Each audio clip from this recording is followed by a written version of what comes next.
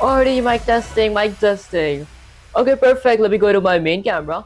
Alright, we're live, and as you guys can tell by the title and thumbnail, today I'm going to be working on the types of inheritance in C++. Last stream and the stream before that, I did go over the types of inheritance in C++ as well.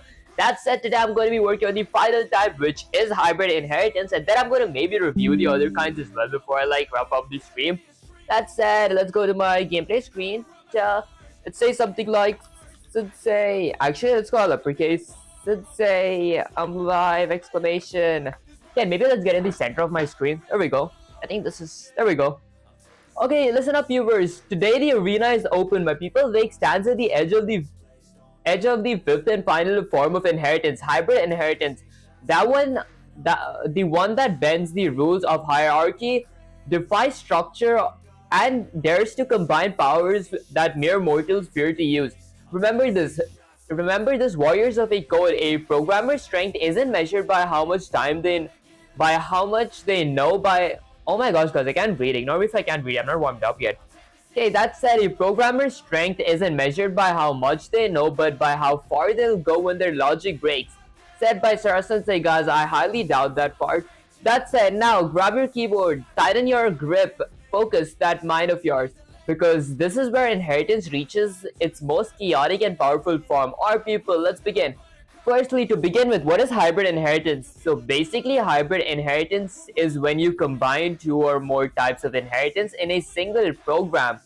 For example, you might have multiple inheritance plus multi-level inheritance in one structure. This means a single class might inherit from two classes, and those two classes might themselves come from a common base class. Oh, I see. Okay, here's a visualization. So we have a person class. From that person class, we have employee class and student class that inherits from the person class, and a intern class that inherits from my employee class and my student class. Okay, employee and student both inherit from the person class. Hierarchical inheritance. Okay, intern inherits from both employee and student class. Multiple inheritance. Together, this combination forms a hybrid inheritance. Ooh, I see. Okay, the diamond problem, guys. Last stream, so many of you guys were talking about the diamond problem with me. Wait a sec. There we go. Okay, now there's a danger here. When two parent classes inherit from the same base class, and the child inherits from both of them, the child ends up with two copies of the base class. Let's say employee and student have the same person data member called name, then when intern tries to access name, C++ won't know which name do you mean. One from the employee's person or one from the student's person. This confusion is called the diamond problem because the inheritance structure forms a diamond-shaped solution. Virtual inheritance. To solve this, C++ gives us virtual inheritance by declaring the base class as virtual when inherited. Okay, both derived classes share a single instance of the base class instead of creating separate copies. I see. So we start off by including IO stream, then creating a person class, okay, with a public data member called name, which is a string, okay, which is a standard string, and then I create an employee class which inherits from my virtual public person, okay, which inherits all the virtual public person, okay, all the virtual public content from my person class, and that has a public data member called employee ID as well. And then I have a student class. Guys, let me restart my stream. I feel it's lagging a bit.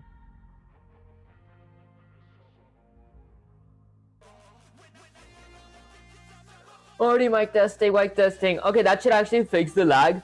That's it. Next up, I create a student class. Okay, that inherits all the virtual public content from my person class and has a student ID data member, and then an intern class. Okay. Okay, next up, I have a public display method, a public void display method that has a standard console output of my name. Okay, employee ID.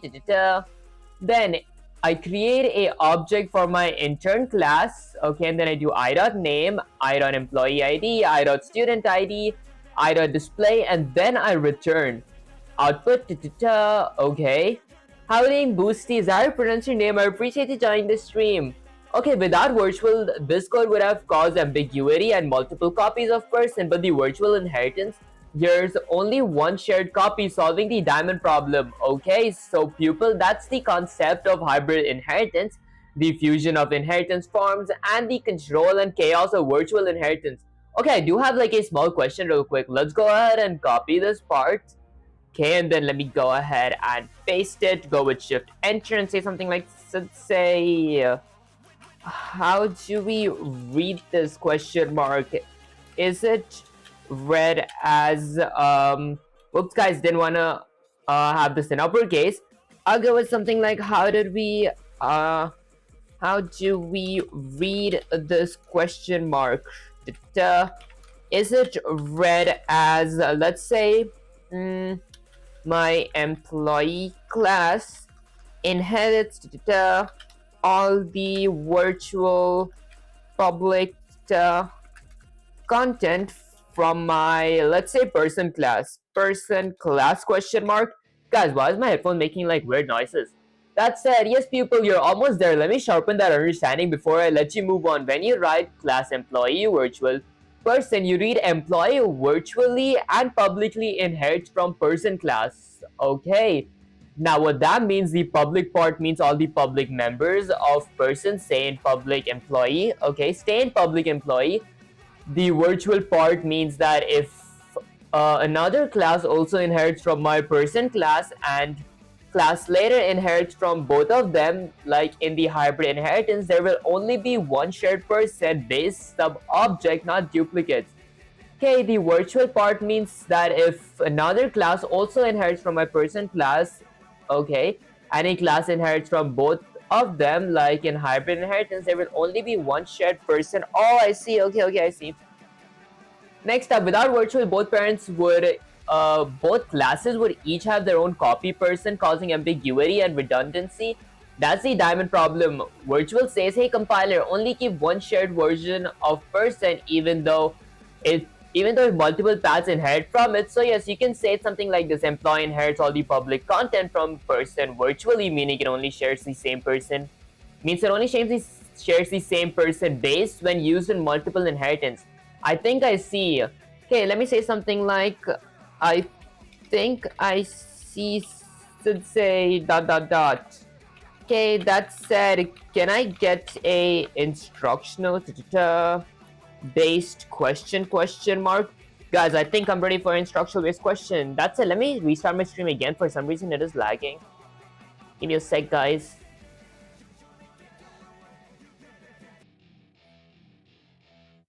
Already mic testing.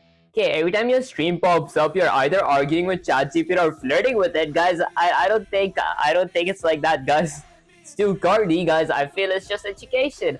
Okay, that's it. Good. You see the pattern forming. Our pupil. Let's put that sharp brain to work. Here's your structural based question on the hybrid inheritance. Instructional challenge, the ultimate worker hierarchy. So our instructions is to create a C++ program, okay, that models the following structure using hybrid inheritance. I gotta create a base class called person with a name string, okay, with a name data member, which is a string, and a age data member, which is an integer, and a method show person info that displays both. Create a derived class called employee that inherits virtually from person, adds a salary, which is a float, okay, and a method called show employee info that displays the salary. Create another derived class called student that also inherits virtually from person, add a GPA, which is going to be a floating point data member as well, and add a method called show student info that displays the GPA. Finally, create a class called working student that inherits from both employee and student, okay, classes. Add a method called show all info that shows everything: name, age, salary, and GPA. Then in our main function, I gotta create a working student object that gives the values of all attributes. Call show functions. Okay, so make sure the program avoids the diamond problem using virtual inheritance correctly. Write it clean, use proper class structures, make it compile and run. Okay, let's give some C/ChatGPT here. That's it. Let's get the instructions up here. Okay, guys, this is the code from last stream because I didn't have time to stream whatsoever. Don't read it. VRO, your voice sucks. Okay, that's go with the controller, delete everything, and let's start off by including, okay, There we go. Let's start off by including a pair of anchor braces. I want to include IO stream, and then next up, let's see. Okay, so I gotta create a base class called person. So let's go ahead and create a base class called person. Okay, and then I'll add a pair of curly braces. Now my person class must have a name data member, okay, of string and a age data member, which is an integer. And since my person class is going to be inherited by other classes, I am going to be keeping these data members as protected. So I'll create a few protected data members. I'll need something like a standard string of name. Okay, so I'll go with standard string of name ending with a semicolon, and then I'll go with an integer of age ending with a semicolon as well. And then I gotta initialize these using a constructor first. Okay, when I no bro is not straight, but I can prove it, guys. I'm actually pretty straight. That said, let's go ahead and publicalize everything, and then let's go ahead and create a constructor. So I'll go with something like a constructor. There we go. Okay, for my constructor, I'll create a constructor for my person class. My person class's constructor is going to be requiring two parameters. The first is going to be, let's say, a standard string of name parameter, and the second is going to be an integer of age parameter. And then I'll go with the pair of curly braces and initialize my data members. So I'll go with something like this name data member is going to be equal to my name parameter ending with a semicolon. And then let's go with something like this age data member equals to my age parameter ending with a semicolon.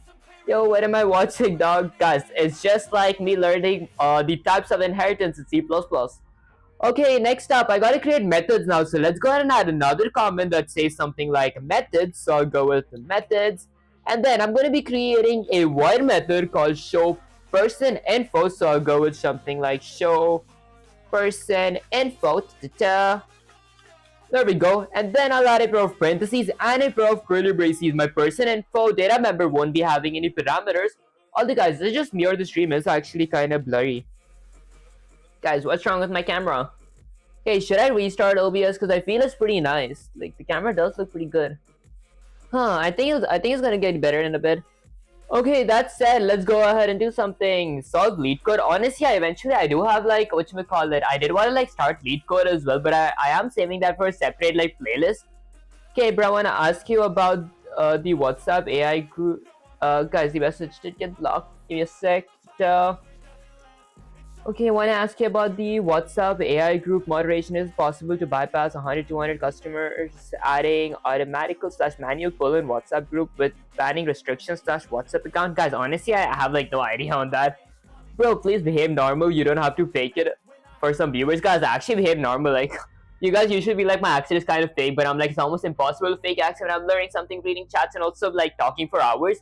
That said, I'm going to be showing my, my person's info. So I'll go with the standard console output with an insertion operator that says something like name with another insertion operator of my name data member with a / new line ending with a semicolon.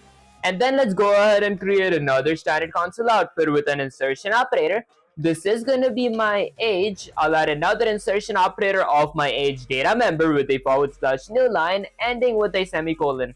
And that's pretty much it for my person class. So I'm going to go ahead and end that with a semicolon. And then let's see. Now I got to create a derived class called employee that inherits, that inherits virtually from my person class. So I'll go ahead and create a derived class called employee. There we go. Which inherits all the virtual and public content. So I'll go with virtual, okay, and public content from my person class. So I'll go with person class, and then I'll add a pair of curly braces. Okay, next up, guys, is my stream lagging? I don't think so. I feel it's kind of blurry for some reason. Is there a way to like change the quality? There we go. Okay, next up, let's go ahead and read the instructions. So it says add a salary data member, which is going to be a floating point number, okay, and a method called show employee. So let's go ahead and create another protected data type. Okay, this is going to be something like, let's say a double, which is basically the same as a float / a decimal point number of, let's say, okay, salary. So I'll go with salary. Bro, in the era of AI, you're still learning C++. honestly, many people do like actually say that, but I do think like AI can't like completely replace humans, because like AI does make a lot of mistakes when it comes to like huge programming languages, and they lack critical thinking. Unlike humans, humans can like critical think better than AIs. That said, it's actually always pretty good to like know a good skill. Okay, next up, let's go ahead and publicalize everything. So I'm gonna publicalize everything and then create a constructor. So let's go with something like a constructor. Uh, there we go. Okay, now for my constructor, let's go ahead and create a constructor for my employee class. So I'll go with something like Lemon Yamal after classic. Oh, guys, I heard like many people do say that I look like Lemon Yamal. Is how you pronounce his name? That said, I did look up. I did look up. He is like a soccer player, guys. I don't think that we look alike at all. That said, I'm going to be my employee. Whatchamacallit constructor is going to be requiring a parameter of salary, which is going to be a double, and then I'll go with a pair of curly braces. That said, honestly, before I go with salary, since my employee class is inheriting from my person class, I gotta add like two classes. Although before that, my employee class is going to be requiring a few more parameters. So the first is going to be a standard string of name. Okay, my employee needs to add a name. My employee needs to add a age of integer. Okay, and lastly, a double slash a floating point number of salary. There we go. Okay, now I'm gonna go in a new line to add a colon separated by my person class's constructor. So I'll go with something like person class. And my person class does require let's see, my person class does require two parameters, a name and a age. So I'll go with something like name and age. Okay, let's go with something like age, and then I'm going to add a pair of curly braces to initialize my salary data member. Okay, do you know Dear Hackers should sign up? They do scholarship and stuff. Honestly, I actually know about that. Do lead code stuff. Honestly, I'm saving lead codes content for a different whatchamacallit series where I'm gonna have a whole playlist where I solve lead code. I'm pretty excited for that. That said, I'm gonna do something like let's say this salary data member equals to my salary parameter ending with a semicolon. I've watched your streams a few times this month. Why are you doing almost exactly the same thing? Great decision, by the way. A great dedication, by the way. I appreciate you, Olive. Although the reason I do like almost stick to like small stuff, I do like whatchamacallit go up just a tiny bit every single time I stream, because like I do wanna whatchamacallit strengthen my basics first. Guys, let me restart my stream real quick and then I'll explain.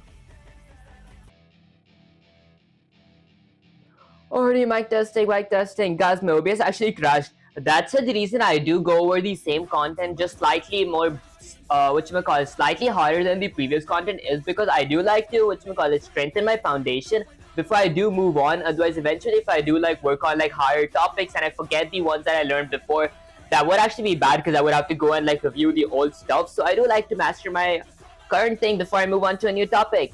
Okay, that said, hey bro, I started Python today. You were low-key my motivation to start again, lol. Honestly, it does sound pretty cool. Good luck with Python, Siddharth. Okay, any reason for the crazy accent, guys? I get that a lot actually, but then whatchamacallit, this is like the only accent I can actually speak in.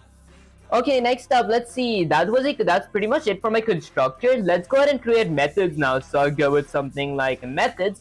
For my methods, I'm going to be creating a show employee info method. So let's go ahead and create a void show employee. There we go, show employee info method with a row of parentheses and then a pair of curly braces. And now inside of my method that displays the salaries. So a method called show employee info that displays the salary. So it just says to display the salary. So I could go with a standard console output with an insertion operator that says something like salary. So I'll go with salary. There we go.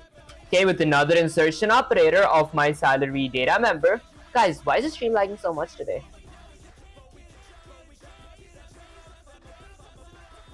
Already mic testing, mic testing. Okay, guys, I should fix the stream lag. Why is it lagging so much though? Let me try restarting again.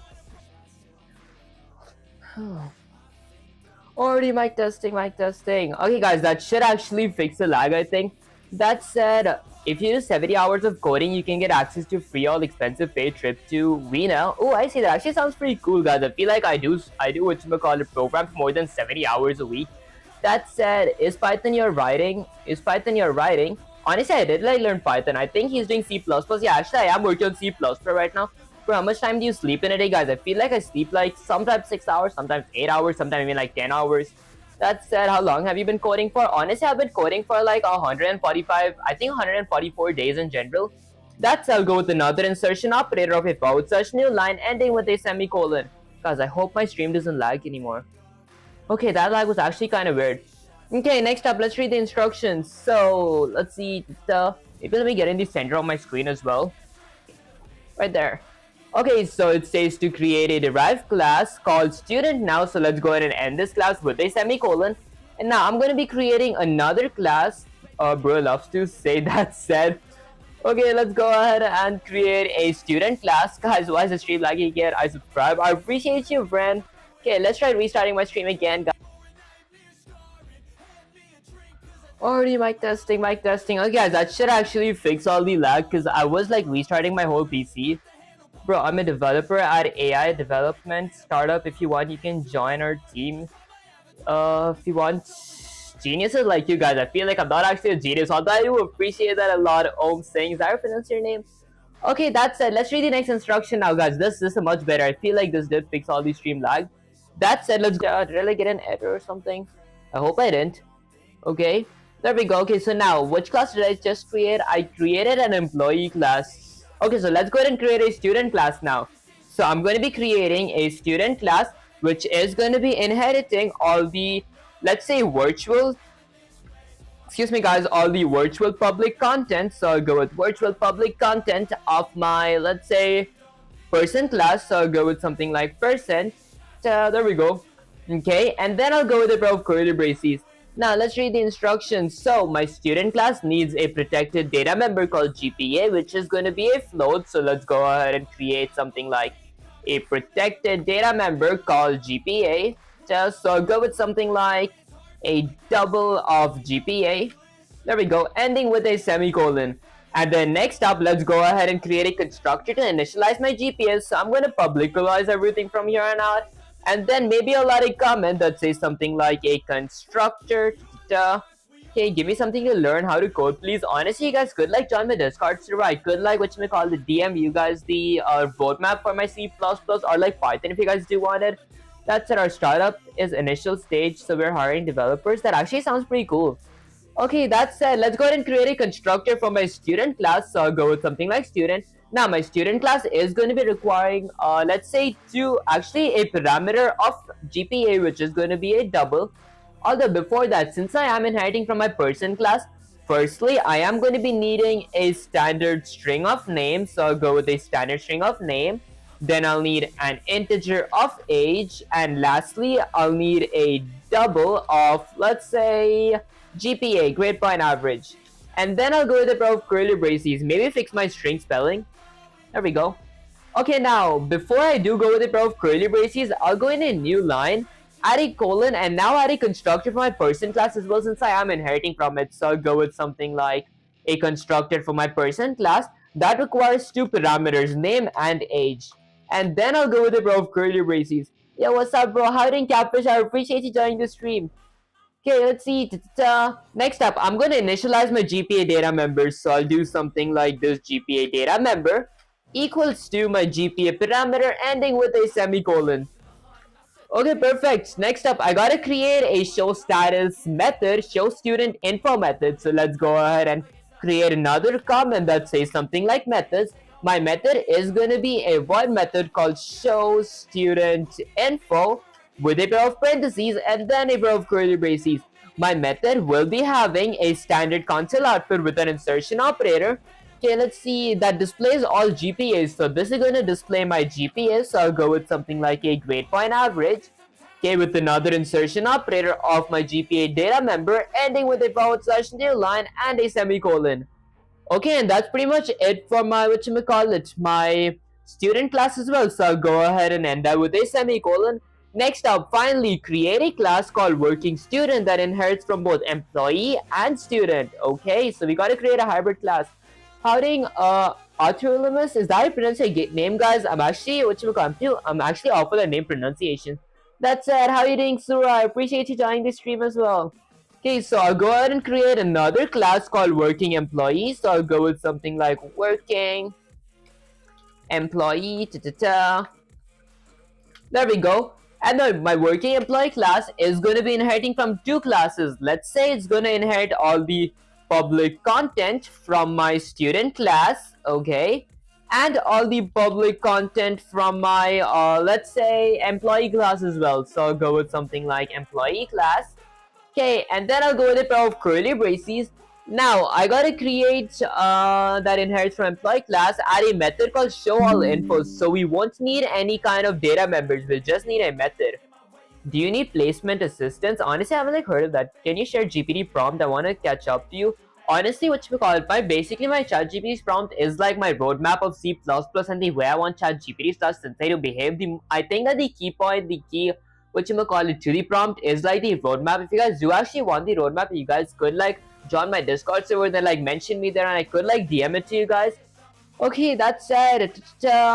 Okay, add a method called show all info. But before I do add a method, I'm gonna publicize everything inside of my class, and then add a comment that says something like methods. Now let's see, I gotta create a void method called show all info. So I'll go with something like a void method called show all info. Maybe I'll keep this lowercase. Show. Excuse me, guys. I just started all over. Give me a sec, guys. Let me pause my camera real quick.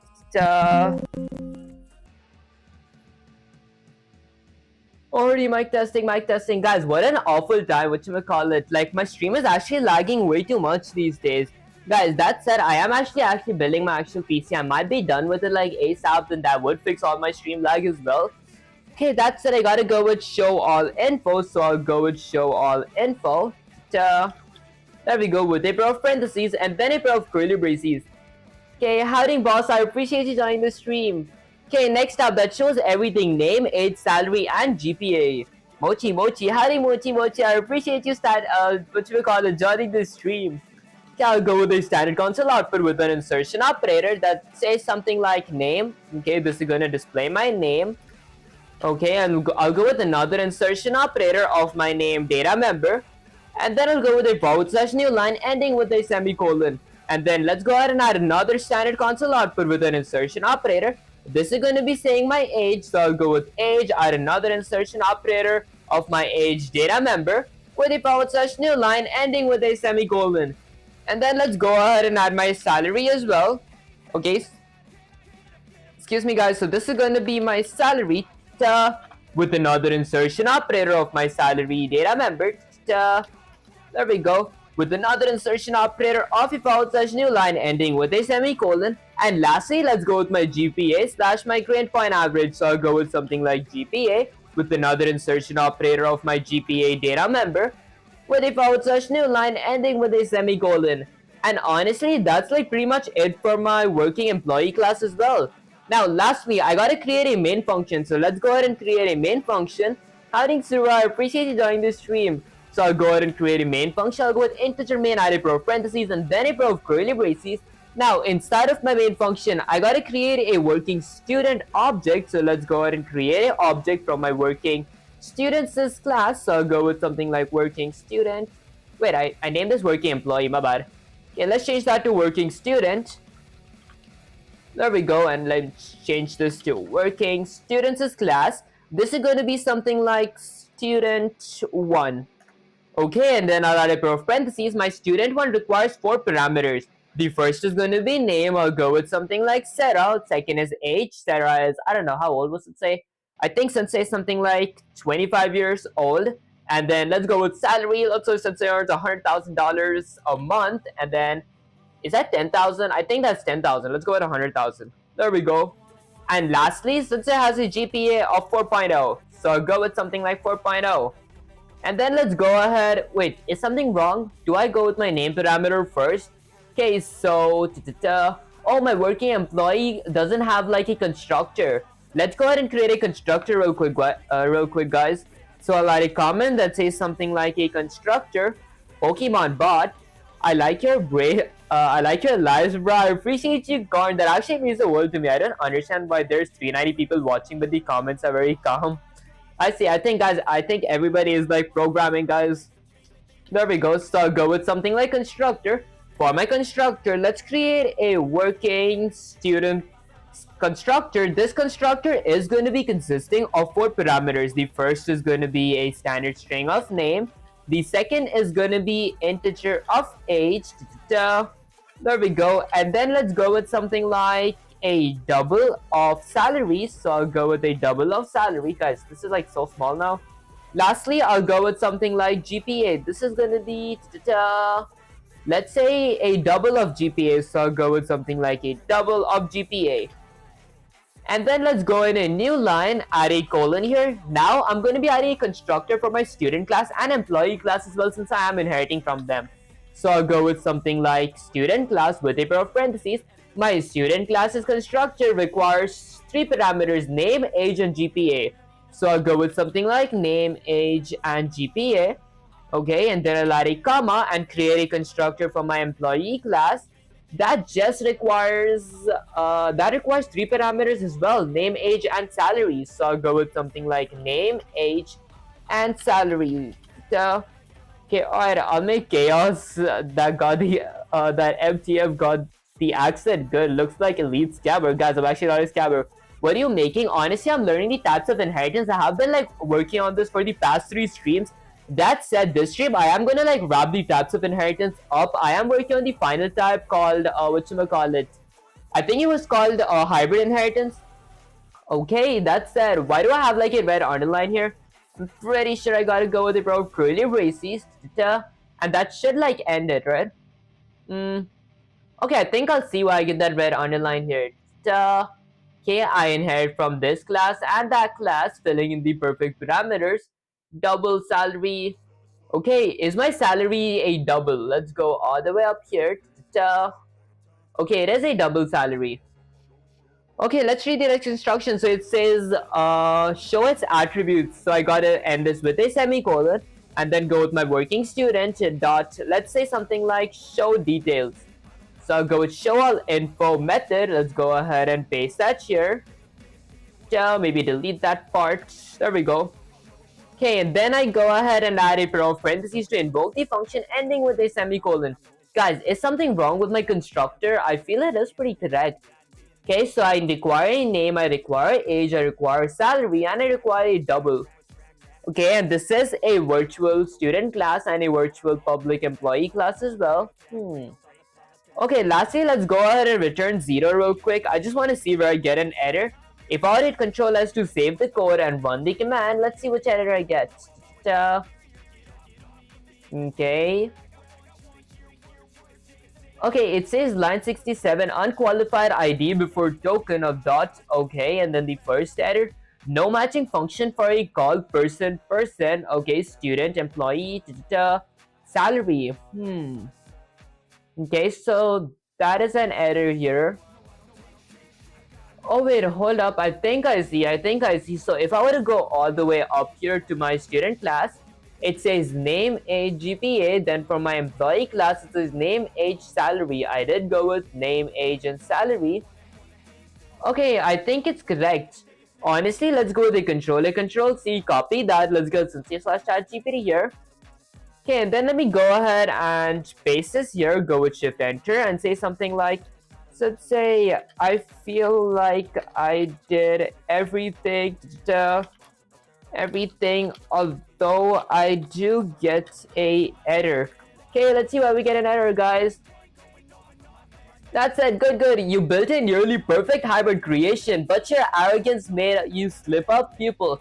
And the compiler caught you. Let's dissect this like a true sensei. Working.showAllInfo, you tried to call the method using the class name. But showAllInfo is not a static function, it belongs to the object. Did I go with the... Okay, even if I do go with student 1, I might still get like a small error. Guys, I feel that was kind of stupid, not even gonna lie. Okay, if I had Control S to save the code and run the command, let's see what happens. Okay, I still do get an error for my salary part. Okay, let's get /ChatGPT back here. Okay, fixed. So, mistake 2, subtle but important. When you use virtual inheritance, the most derived class, in this case, working student, is responsible for constructing the shared base person. Okay, that means employee and student should be called in the person's age, okay, in their initializer list, because it'll be called once by working students. Okay, you should remove person name, age from both employee and student constructors. Instead, handle only working student, like working student.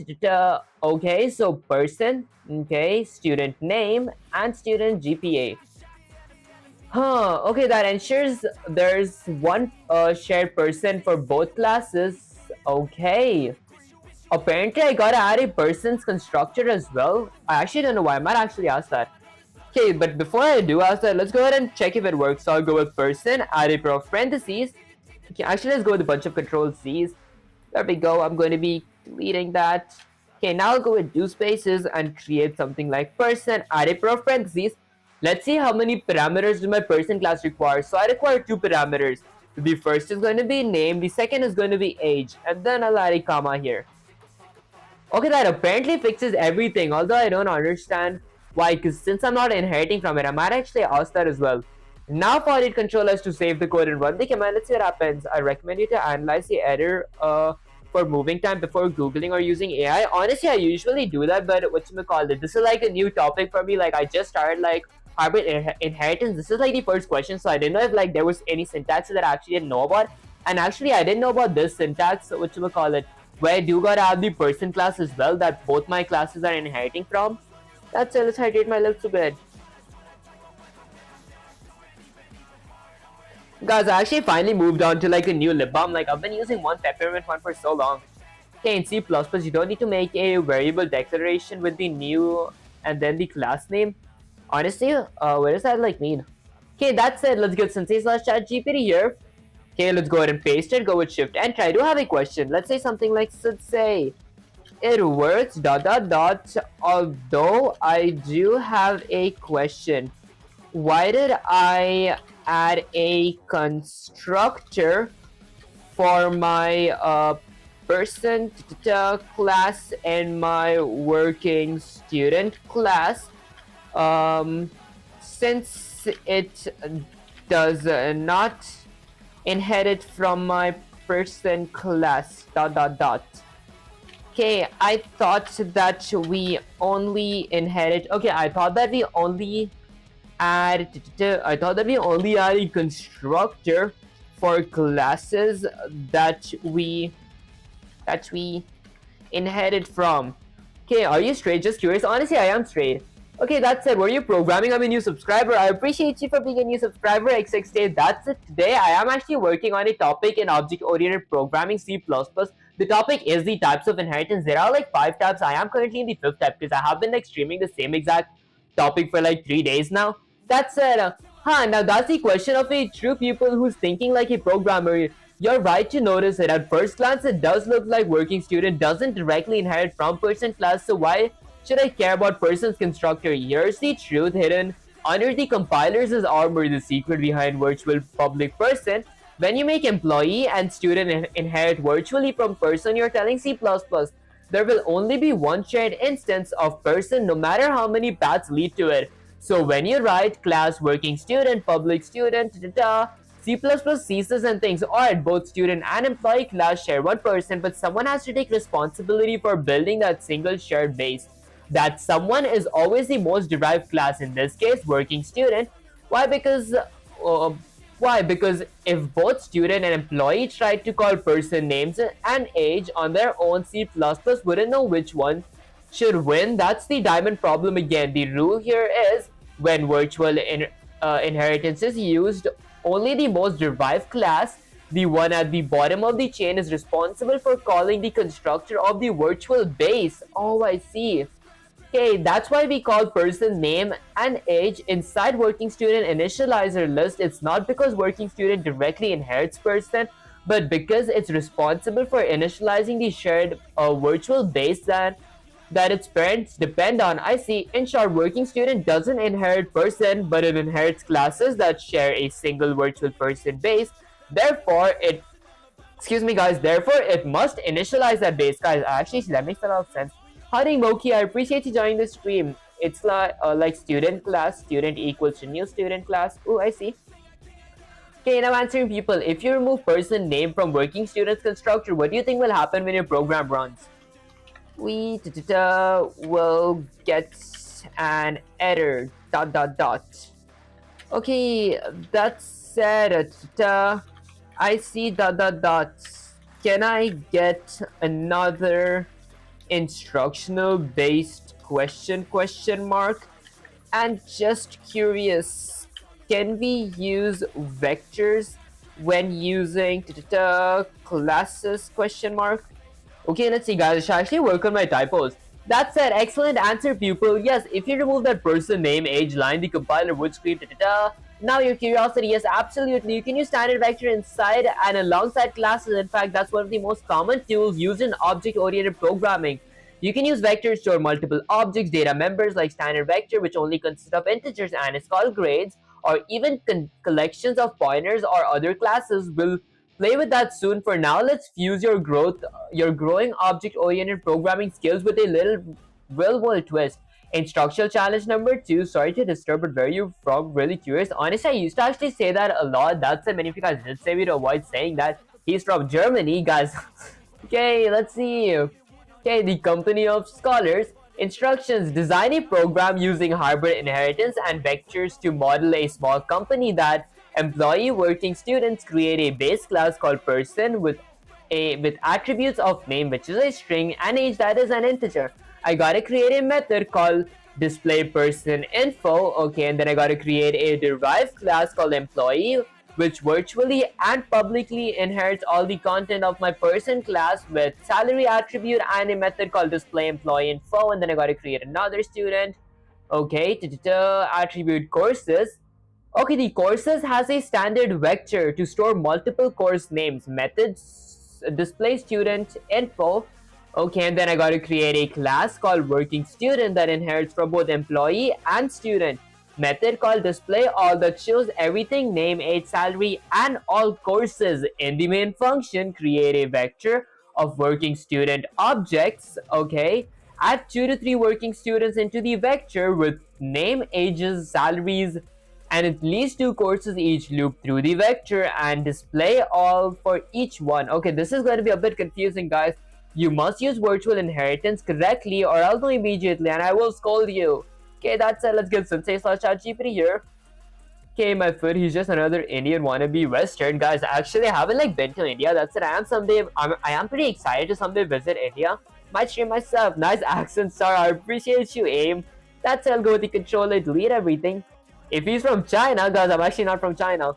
Okay, then he shouldn't last much longer. That said, let's start off by including a pair of ankle braces. I want to include IO stream, so let's go with something like IO stream. And then next up, yeah, let's get the instructions here. So I gotta go ahead and create a hybrid inheritance, okay, and vector to model a small company that employs working students. So let's go ahead and create a base class called person. So I'm gonna go ahead and create a base class called person. There we go. With the pair of curly braces, my person class is going to be having 2 protected data members. First, name, which is a standard string. Second, integer, which is a age. So I'll go with something like protected. There we go. Okay, so I'll need 2. So the first one is going to be a standard string of name ending with a semicolon, and the second one is going to be an integer of age ending with a semicolon as well. Will become a new X thing. Is that how I pronounce it, guys? I'm off with the pronunciations. That said, let's go ahead and publicize everything. And now to initialize my data members or my protected data members, I gotta create a constructor. So let's add a comment that says something like constructor. There we go. I think I spelled it correct. Next up, for my constructor, I'm going to be creating a constructor from my person class that requires 2 data members. The first data member is going to be a name, which is going to be a standard string. The second data member is going to be an integer of age. And then I'll go with a pair of curly braces. And now, let's go ahead and add a standard console. Actually, my bad, guys. Let's go ahead and initialize my data members. So I'll do something like, this guy's a genius. Make sure to follow and subscribe. I appreciate you, Jessica Towler. Is that her name? Okay, that said, let's do something like this name data member equals to my name parameter ending with a semicolon. And then I'll do something like this age data member equals to my age parameter ending with a semicolon. Okay, next up, I gotta create a method called display person info. So I'm gonna go ahead and add another comment that says something like methods. Okay, let's go ahead and create a method, a void method called something like display person info with a pair of parentheses and then a pair of curly braces. Where's he from? Honestly, guys, I used to actually say that a lot. That said, if you guys did say me to like avoid saying that much, so I try avoid saying it these days. Okay, that said, I'm going to be creating a void display person info method that has a standard console output with an insertion operator. He ignored my comment. No, guys, which comment? Actually, ignore comments. Okay, what's the difference between protected and private? So basically what protected means is that if the class that has the protected data member can use that data member and class that inherit from my person class, like example, my person class has a protected data member.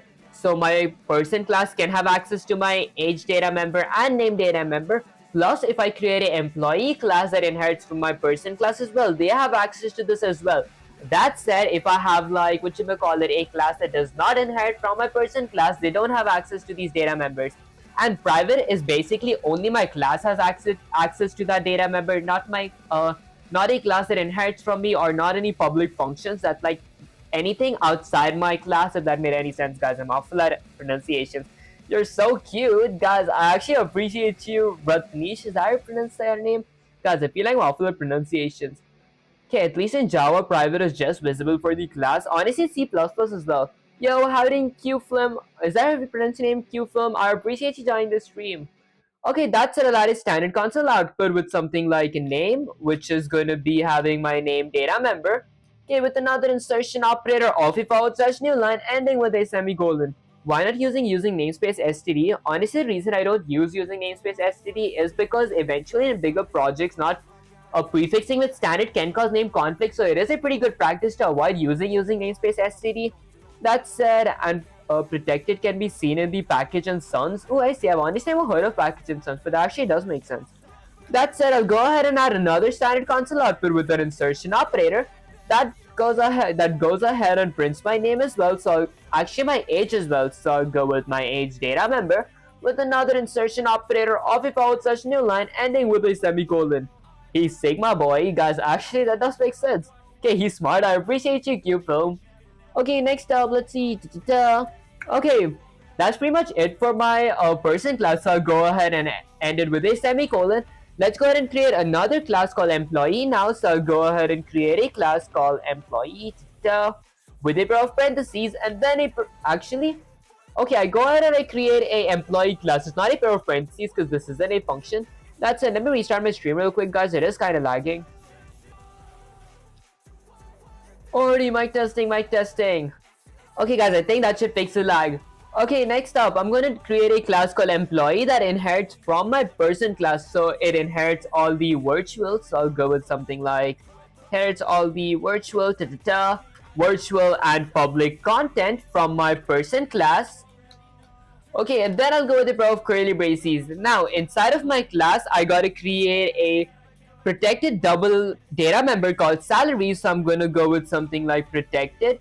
Okay, this is gonna be a double data member called salary, ending with a semicolon. I think I spelled protected wrong. Let's go with something like protected. There we go. Okay, perfect. Next up, let's go ahead and publicize everything. And now let's go ahead and create a constructor. So I'm going to go ahead and add a comment that says something like constructor. Now for my constructor, let's go ahead and create a constructor from my employee class. So I'll go with employee class with a pair of parentheses. My employee class requires, let's say, 3 data members. The first is going to be a standard string of name. The second is going to be integer of age. There we go. And lastly, the third is going to be a double of salary. Okay, perfect. There we go. And then I'm going to go in a new line. And since I am inheriting all the virtual and public content from my person class, I am going to be adding a constructor for my person class as well. So I'll go with a colon and then add my person class. I'll add a pair of parentheses. Now my person class requires of 2 data members. The first, actually 2 parameters. The first is going to be name. The second is going to be age. And then let's go with a pair of curly braces. Now let's initialize my salary data member. So I'll do something like this: salary data member equals to my salary parameter ending with a semicolon. And that's honestly pretty much it for my constructor. Now let's go ahead and create methods. So I'll add a comment that says methods For my methods, I'm going to be creating a display employee info. So I'll go ahead and create a void method called something like display employee. There we go. Info with a pair of parentheses and then a pair of curly braces. Now my display employee info is going to be having a few standard console outputs. So I'll go with something like a standard console output with an insertion operator that displays my employees' names. So I'll go with something like name, okay, with another insertion operator of my name data member with a forward slash new line ending with a semicolon. And then I'll go ahead and add another standard console output with an insertion operator that displays my employee's age. So I'll go with my age data member with a forward slash new line ending with a semicolon. And lastly, I'll add another standard console output with an insertion operator that displays my employees' salaries. So I'll go with my salary data member. There we go, with a forward slash new line ending with a semicolon. Python is, can you code in Python? Honestly, I did have, a whole series where I did like learn Python because I like a Python for 100-day series. I do have like about 60-ish lives on that. Like I do have it like my playlist where I did work with Py games and the basics of Python as well. It was pretty fun actually. Okay, Python is easy for him. Honestly, yeah, Python is pretty fun. That said, bro used to code in assembly. Guys, I actually have just coded like in Python and C++. Why are you not answering me? Honestly, I didn't answer. I think. Are you sure the comment wasn't hidden or something? Okay, because I like have all the comment chats open in like my laptop, so I do read that from there. Okay, that's it. Let's go ahead and end my employee class with a semicolon as well. Next up, I gotta create a derived student class. Okay, why is virtual keyword here? There's no diamond problem yet to use. Honestly, it's not yet, but then eventually I will like actually need like I have a basic person class here, like a base person class. My employee class inherits from my person class. Now I'm going to be creating a student class as well, and then later a working student class. So I have a base class and two class that inherits from the same exact base class, and my fourth class inherits from the class that from both the classes that inherits from that one base class. So it feels like a diamond problem. Okay, bro, so noob guys, actually that does make sense. Okay, please don't learn Python if you're a beginner. Honestly, I did like start Python as a beginner. Okay, what is a diamond problem?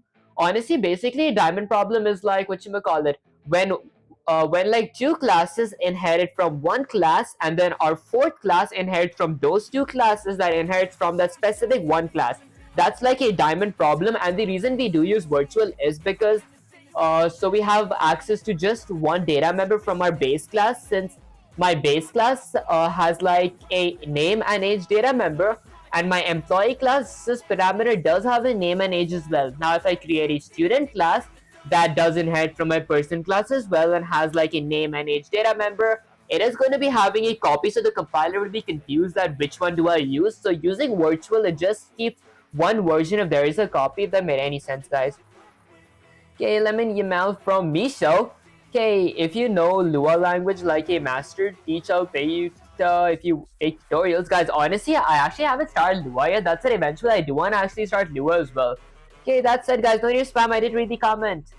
Okay, next up, now let's go ahead and create a class for my students. So I'll go ahead and create a student class with a pair of, let's say, honestly, my student class does consist of, let's say, all the virtual and public content from my person class as well.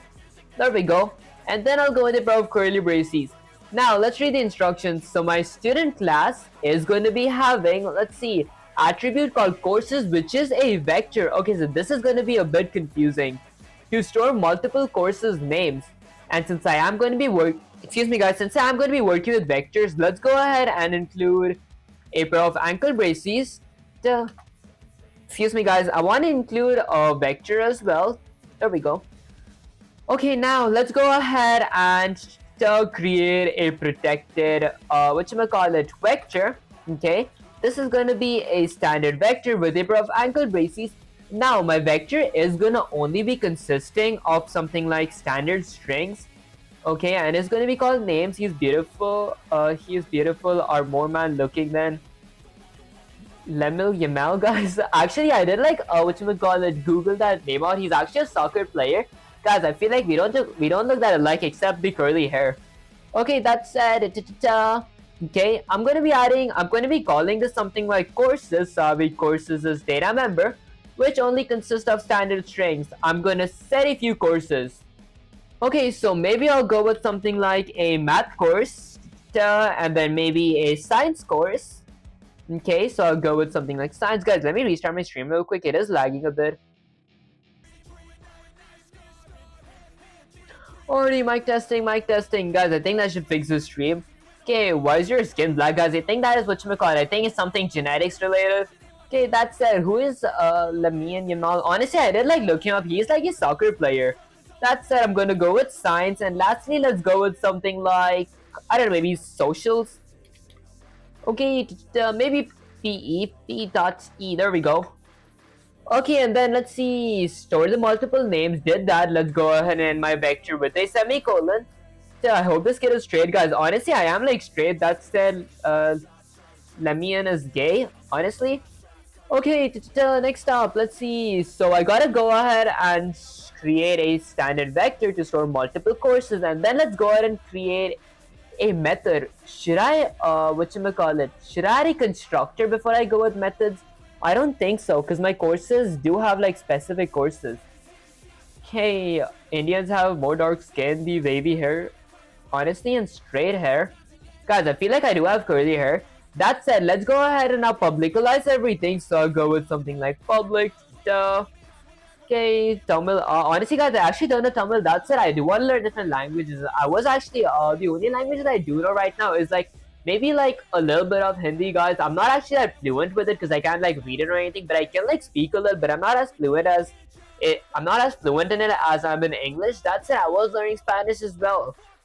Okay, you're like straight, not straight, guys. I'm straight. Okay, you have falafel hair. Guys, honestly, never heard of that.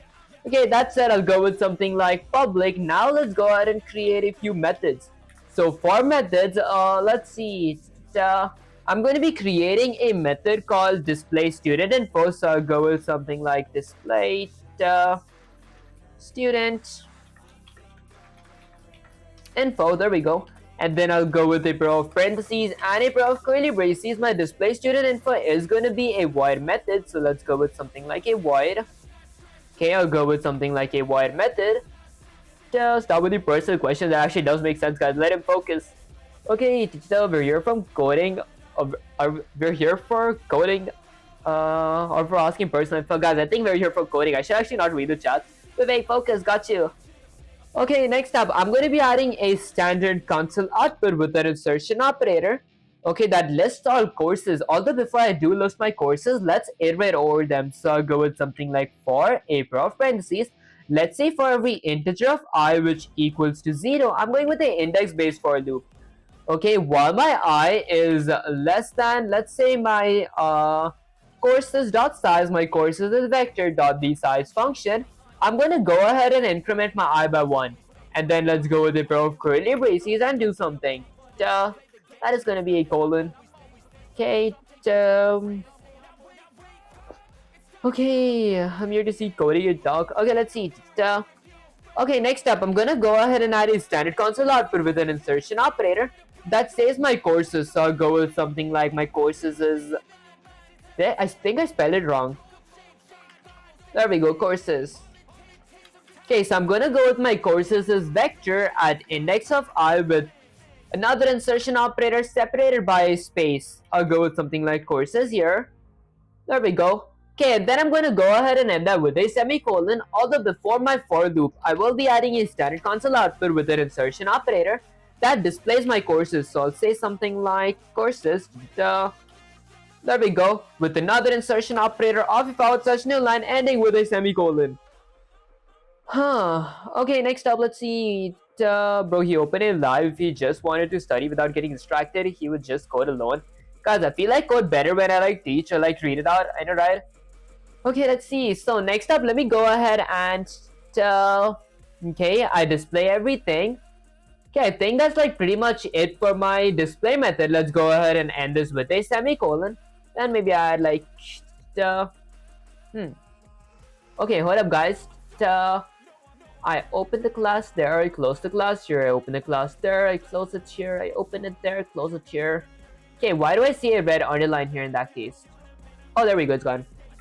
Okay, perfect. Next up, let's go ahead and create now our final class called Working Student. So I'm going to be creating a final class. The point of live is interaction. Honestly, that does make sense. You need T to get extra 10% power mine. Guys, I miss my coffee. The only reason I would unsub is only because you get way too distracted. Guys, that actually does make sense. Okay, let's see. So let's go ahead and create a whatchamacallit, a class called Working Student. So I'll go with something like working. There we go. So a working student class with a pair of parentheses and then a pair of curly braces. Okay, next up. Honestly, guys, the reason I do actually stream me programming is because you guys do help me sometimes when I'm actually working with stuff here. Because like when I first started my C++, many of you guys did actually help me set the compiler up. It's very annoying comment section. Okay, let me hydrate my lips real quick.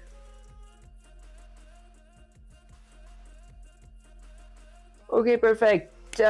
Alright, next up, let's go ahead and remove the pair of parentheses from here. And inside of my working student class, honestly, before I do create my class, let's go ahead and restart my stream real quick. It is lagging a bit. Already mic testing, mic testing. Okay, perfect. Yeah, let me go ahead and inherit from a few classes. So I'm going to be inheriting from two classes.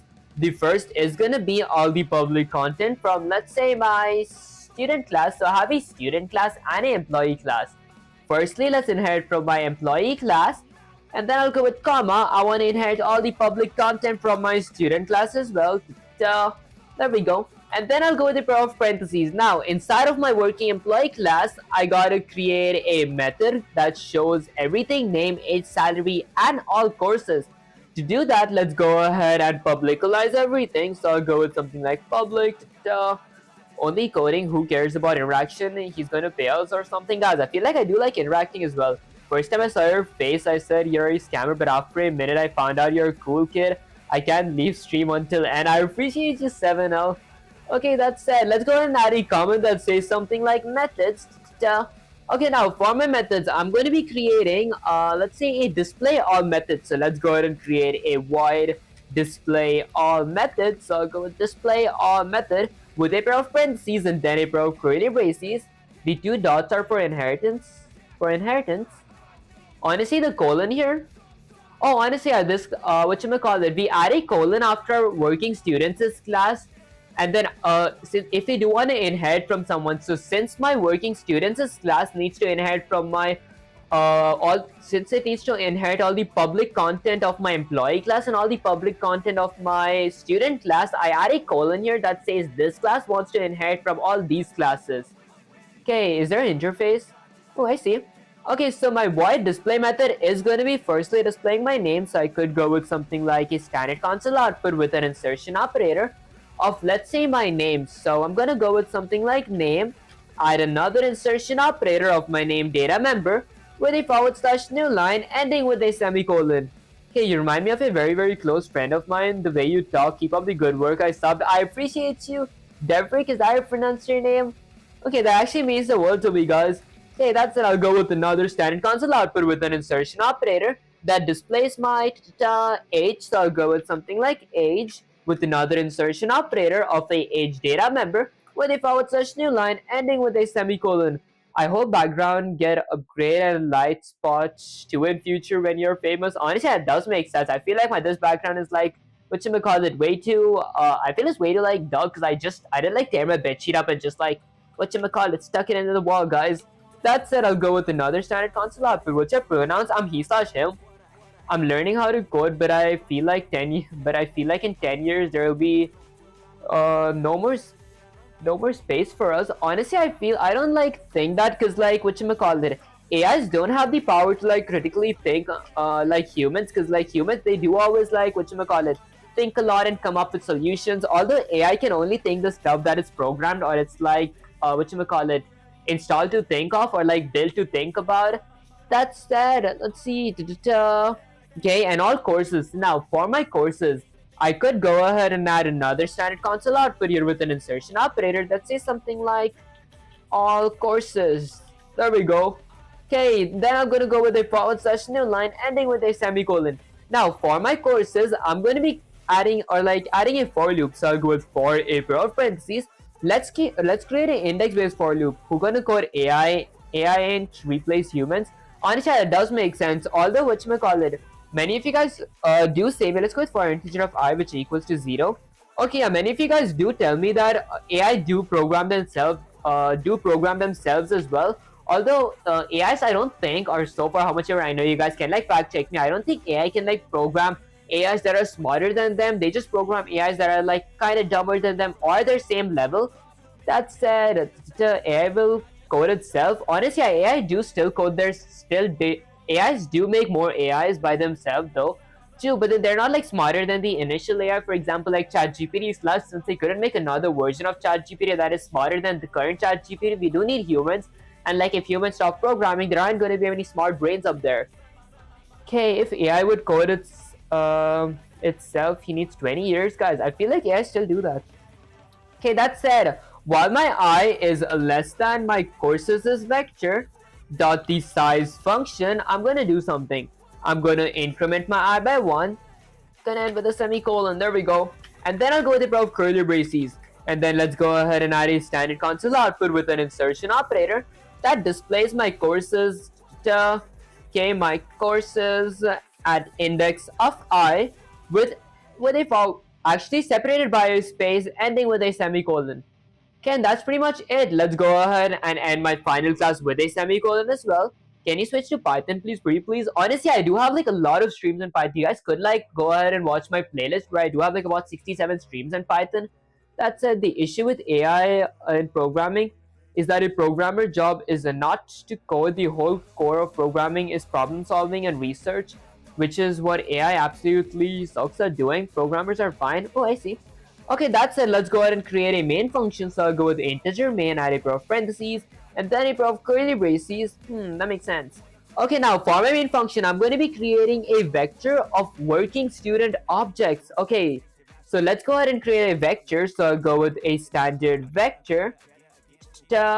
Actually, okay, standard vector with a pair of ankle braces that only consist of objects from my working students' class. This is going to be called, I don't know, maybe something like students. So I'll go with something like students. Okay. Okay, add 2 to 3 working students inside the vector with their names, ages, salaries, and at least 2 courses each. Okay. How do I add at least 2 courses each for these students? Maybe I'll go with equal to add a pair of curly braces. And now let's go ahead and create my invoke my working students' class, add a pair of parentheses. Okay, I require a few parameters. So a name, my student's name is going to be something like Tom. Tom is 18 years old, and let's say something like Tom's salary is $25,000 a year. And then something like all courses. How do I go with courses? Maybe I go with something like student 1. Whoops, let's go with a bunch of control Z's. Let's go ahead and add something like student 1. Huh. Okay, I'm glad seeing this kid didn't use ChatGPT for more than 30 minutes. Guys, honestly, I don't like use ChatGPT unless I actually don't understand a problem or something is new. Because like, I have like learned all my previous content pretty well to like know that I don't know a specific topic. Okay, that said, guys, I feel this is not one of those topics that I do know. So I might actually have Sensei ChatGPT for this. Oops. Okay, let's go with the control C to copy this. A guy can do 10-minute job. Okay, that said, let's get Sensei ChatGPT here. Let's go ahead and paste this. Go with Shift Enter and say something like Sensei. I feel like I don't know how to create a vector for objects. I have like created vector for objects, but I actually don't know how to do it like for this specific part because this seems a little confusing. Okay, how to create vector for objects. Okay, can you switch now? Honestly, whatchamacallit, I actually do have like a C++ for 100 series, so until I'm not done with it, I can't actually switch. Standard X console output. Yeah, damn, I hope I know all languages to make a game. Okay, good, you're feeling the struggle, pupil. That means you're growing. Listen closely, you're so close to getting it, but your confusion is exactly what separates beginners from programmers who command memory and logic like gods. Let's break it down step by step. The real problem, you wrote this line, standard vector, da-da-da. Okay, and the compiler screams because you're trying to declare variable student1 inside the initialization, I think that's how you pronounce.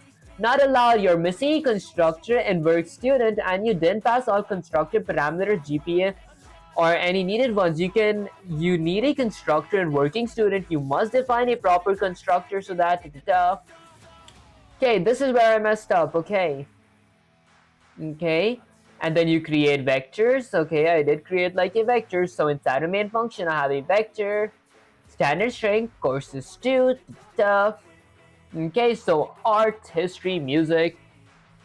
Okay, and then I go with something like standard vector, working students. There we go, working students. Tom, that is course 1. Oh, this is actually genius, guys. That is course 2.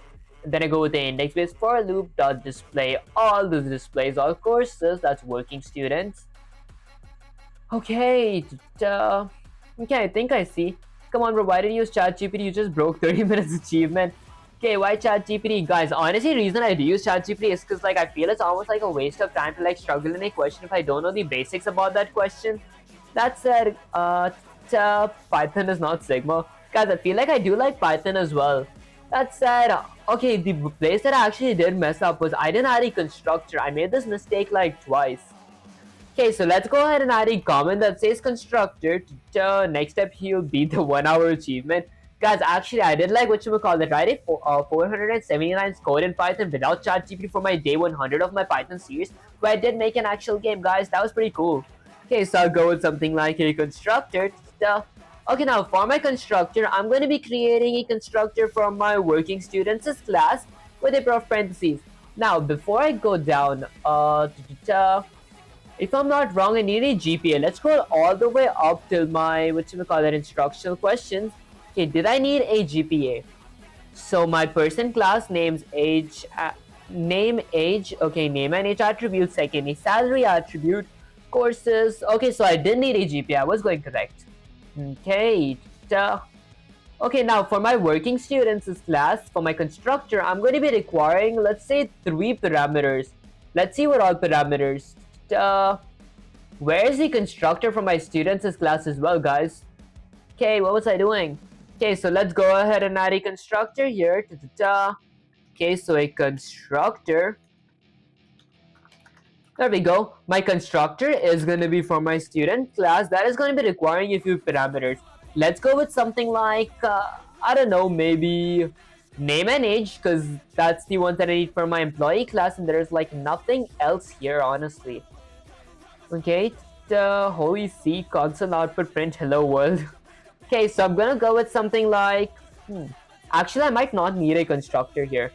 Okay, but I will need one here. My constructor is going to be requiring, let's say, something like a name, a age, and I don't know, maybe I'll go with something like a salary and courses as well. So I'll go with salary and courses as well. Salary and courses stuff. Okay. Okay, my name is going to be, let's say, a standard string.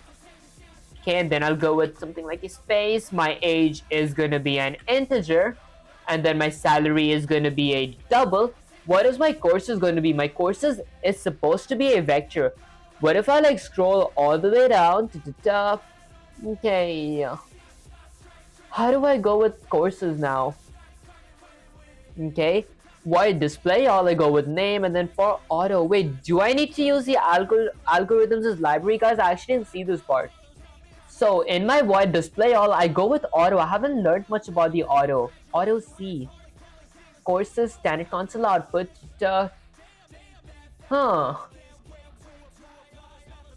Okay. Hold up, guys. Oh, look at a fake vibe coder, guys. I'm not a vibe coder. I am just learning the basics because like I'm using Sensei/ChatGPT to learn the basics of programming of C++. Actually, let's go with Control-C, copy that, give Sensei/ChatGPT here again.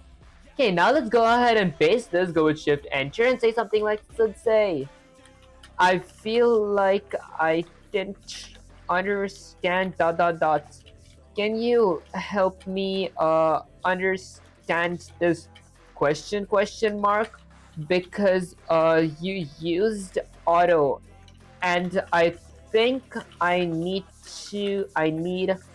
Okay, let's go ahead and not try that in type, not add that in caps, auto, and I think that I need to use the algorithms as library, so I'll go with something like algor library forward question mark. Huh. Okay, what is a fake wipe coder? Basically, wipe coding are people who like actually copy a block of code using AI and use and implement that in their programs. Although that said, I don't actually prefer the concept of wipe coding unless you actually understand the code, because like I feel it's kind of it's kind of useless to actually program if like I do get a block of code from AI and I don't understand what that actually means. That said, good question, people, and I can feel that frustration creeping in, but listen carefully. This confusion you're feeling, that's your brain leveling up. You're not stuck, you're transforming from copying syntaxes to understanding architecture. Let's calm the storm and rebuild this step by step. Rebuild this step by step. We'll fix your understanding of what auto does, how standard vector of objects actually work, how to properly write the constructor of working students, how to make the program compile and run beautifully. Okay, what does auto mean? Auto just means, hey compiler, figure out the type for me automatically. You don't need the algorithms as library for it. It's part of modern C++, C++11, and later. For example, for every auto of courses in my vector of courses, for every auto of course in my vector of courses, okay, is the same as for every standard string of course in my vector of courses. Oh, I see. Okay, excuse me guys, it just saves you from writing long types. So no, you don't need to include the algorithms as library, just vector and IO stream are enough. Okay, the problem in your current code, your constructor line is broken. There's, excuse me guys, there's no such type. As courses, you meant standard vector, okay, which only conserves standard string of courses. And you didn't initialize your base classes of the vector. Remember, when you create a working student, you need to tell name and age, person, salary for employee, list of courses for student. The correct constructor should be, here's how it should be. So I publicize everything. I have a working students constructor that has a name, has integer of age, has double of salary, has a standard vector of course list. Okay.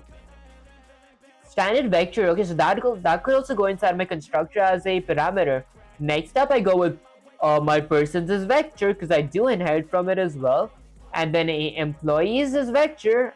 Where's my students as vector, guys? This courses as vector equals to my course list. Okay, here's the thing. What is my... Oh, okay, it's called course list. There we go. Courses as vector equals to course list. Where is my courses as vector? Okay, and then I go with something like display all. Bro, just join the stream. Can you give a quick recap of what you're doing? Honestly, I am like learning the basics of object-oriented programming. That said, this stream I am working on the types of whatchamacallit inheritance. I have been doing this for like 3 other streams, or like for 3 streams now. That said, I am in the 5th type of inheritance called the whatchamacallit hybrid inheritance. I am working on the diamond type stuff on programming. I saw a post on Reddit from an experienced programmer that his job almost all junior people were fired and replaced by AI. Honestly, that does make sense because like AI can like replace like really basic stuff, although it can replace the stuff where you actually need to critically think. That's why people recommend and like encourage us to actually pick a niche and like work on that exact same niche, because people I don't think would prefer hiring someone who has a general knowledge. They would prefer hiring someone who specializes in a specific content that is like smarter than AIs. That's from which country are you, bro? Honestly, I used to say that a lot. That said, many of you guys did say me to avoid saying that, so I do try to avoid saying that. Okay, how to create a vector of objects. Now, in your main function, okay, I do know how to create a vector of objects. Although, when I go with something like for every auto with a address of operator or ampersand, okay, of WS working students in my students' vector. Actually, is this my students' vector? Okay, yeah, in my students' vector, this is going to be w.display, all that displays everything, while each object has its own constructor call, because each element in the vector is a separate working student object, different name, different age, different salary, and different courses as list. You're not cloning the same object. Okay, I see. Okay, auto isn't related to the algorithms library, is just a keyword. You're using vectors plus object-oriented programming perfectly now. Switch to Python. Honestly, I do have like a lot of streams in Python. That said, you guys could like go in my channel and like whatchamacallit, go to the Python streams. I have like a whole series where I have I think about 50 or like more than 50 live streams. I think about 60-ish. Okay, that said, let's go with something like I have a question here, a quick question. Let's copy this part, paste it, go with Shift Enter, and say something like Sensei. This part of your code dot dot dot. I had a quick question about it dot dot dot. So why didn't I add a constructor for my, let's say, student class, class question mark, and also why did I do this course equals to my course list question mark. I don't see a data member of courses in my I don't see a data member of courses in my, let's say, class of working students. There we go. Let's see, switch to assembly, guys. I'm really excited to learn assembly someday. That said, people, I see the confusion burning in your brain. Let's tackle this carefully because this is where students usually trip and get stuck. Why didn't you call student constructor? Look at this. Class student, virtual person, protected, The student class doesn't have a constructor that takes a course, okay, that takes a course list.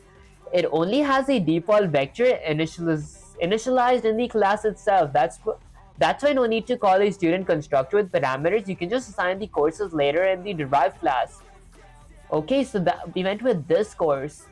If student had a constructor like this, student courses list, then you could call it in your working student initializer list, but since it doesn't exist, you just set it manually.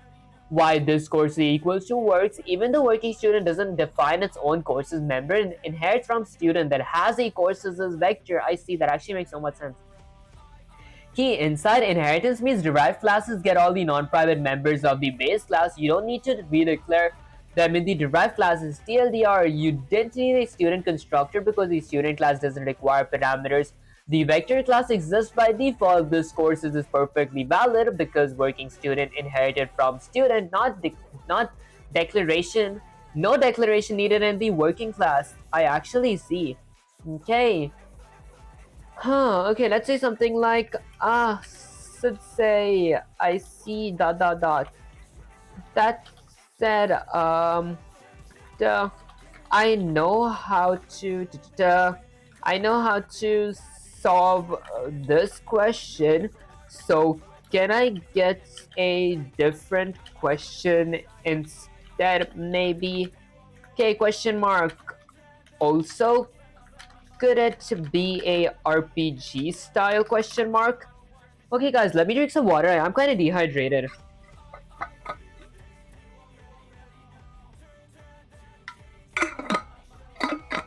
Okay, people, I love that bar in your eyes. Let's make this next challenge an RPG style inheritance question so you get to flex your C++ skills and creativity in structure-based RPG style hybrid inheritance. You're creating a RPG game, you need to design classes for characters with multiple abilities.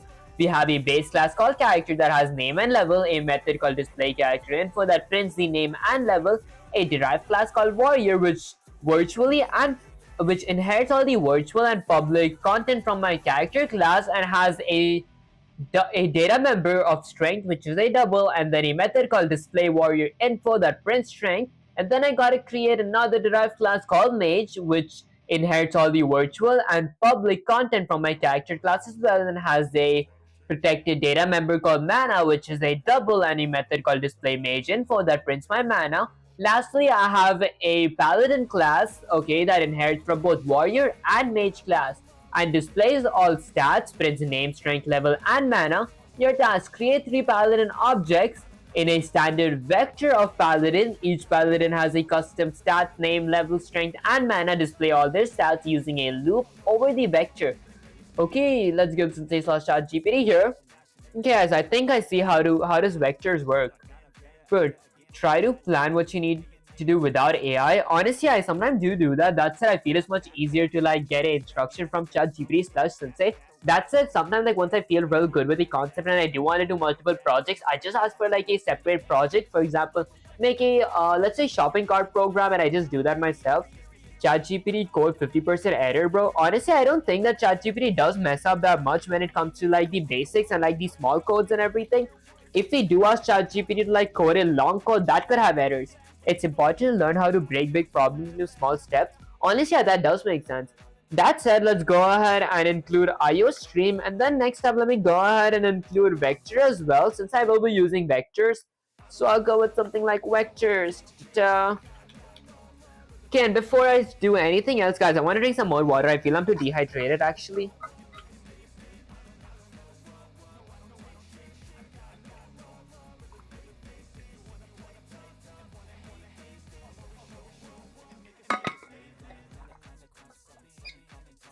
Alright, perfect, guys. Had to just fuel up real quick. I was way too dehydrated. That's it. Let's read the instruction now. So it says to create a base class called character. So let's go ahead and create a base class called character. Okay, with a pair of curly braces. Now my character class does require two protected data members. So I'll go with something like protected. The first data member is going to be a standard string of name. So I'll go with a standard string of name ending with a semicolon, and then a integer of level. So I'll go with a integer of level ending with a semicolon as well. I think I spelled protected wrong. There we go. Okay, perfect. And then next up, I gotta create a constructor as well. So let's go ahead and publicalize everything, and then add a a comment that says constructor.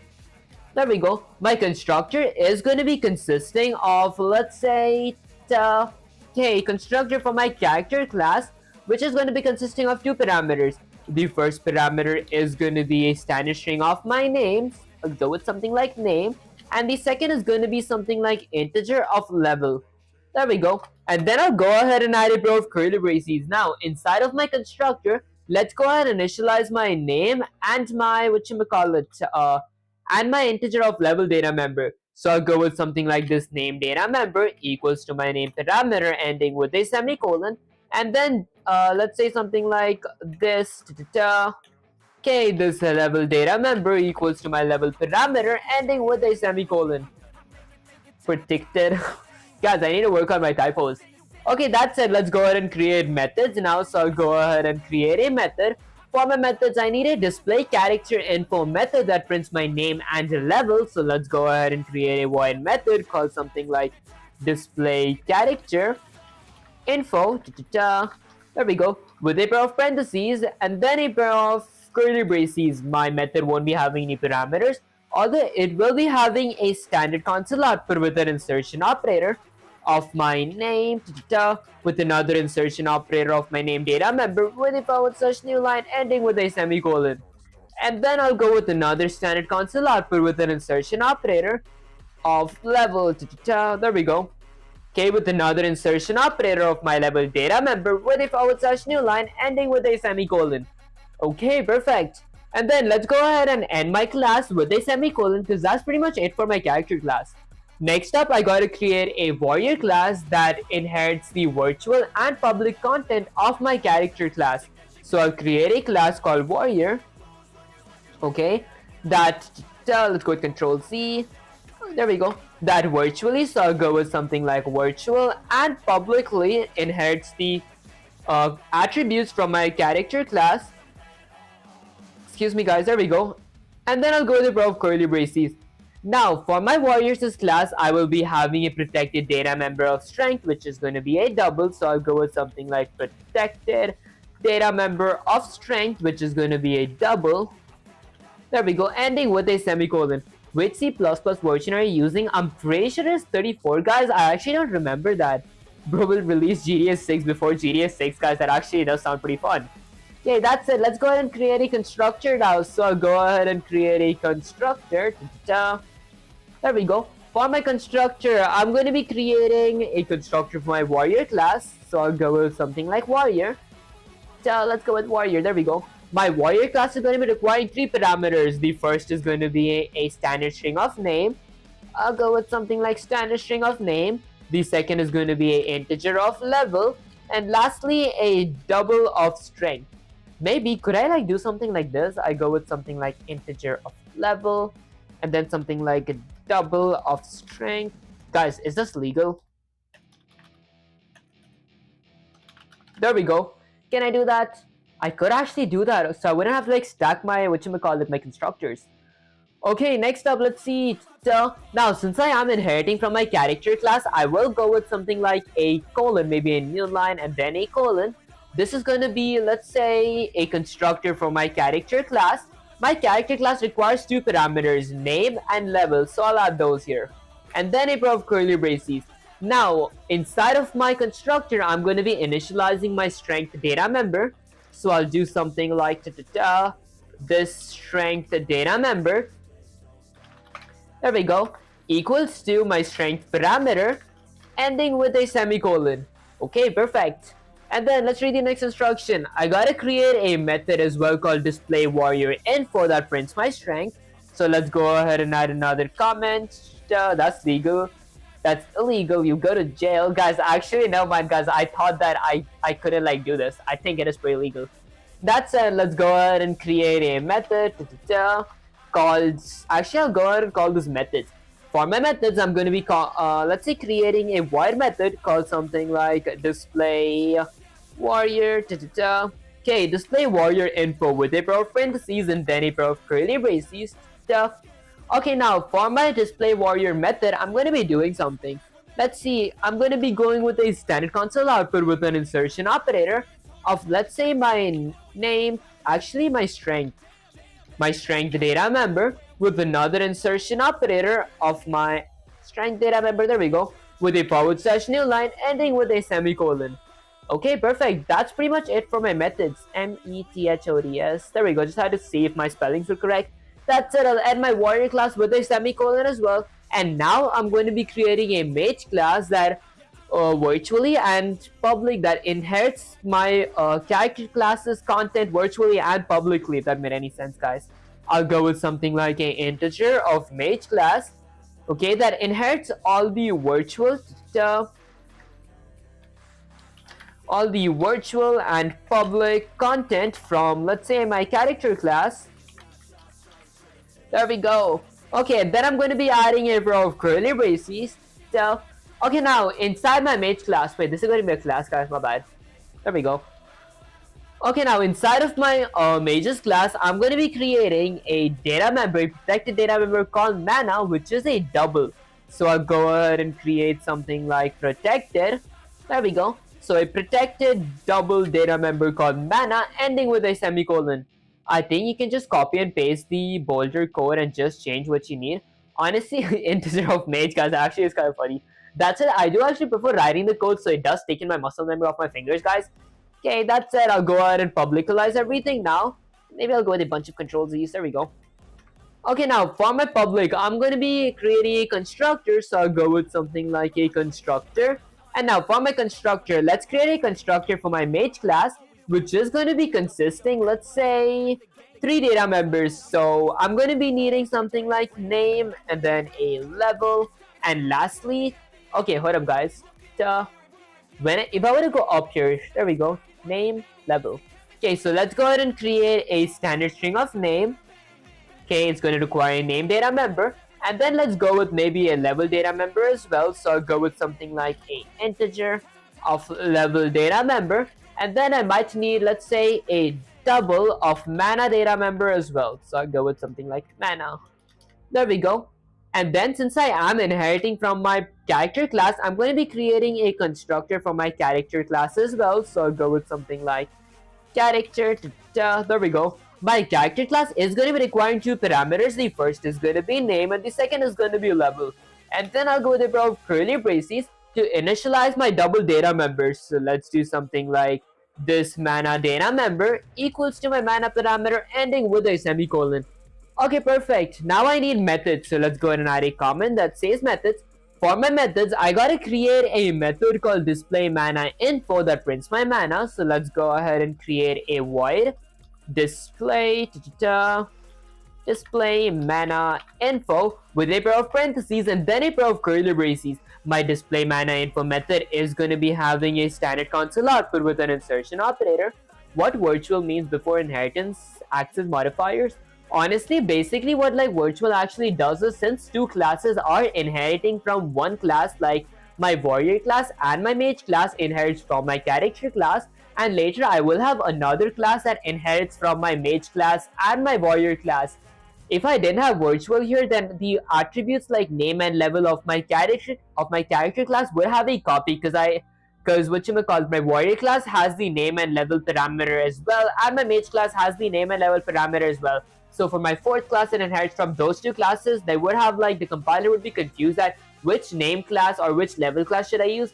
Virtual, it like keep copies together, so like if there are two copies of the similar content, it removes one and we just have access to one, if that made any sense, guys.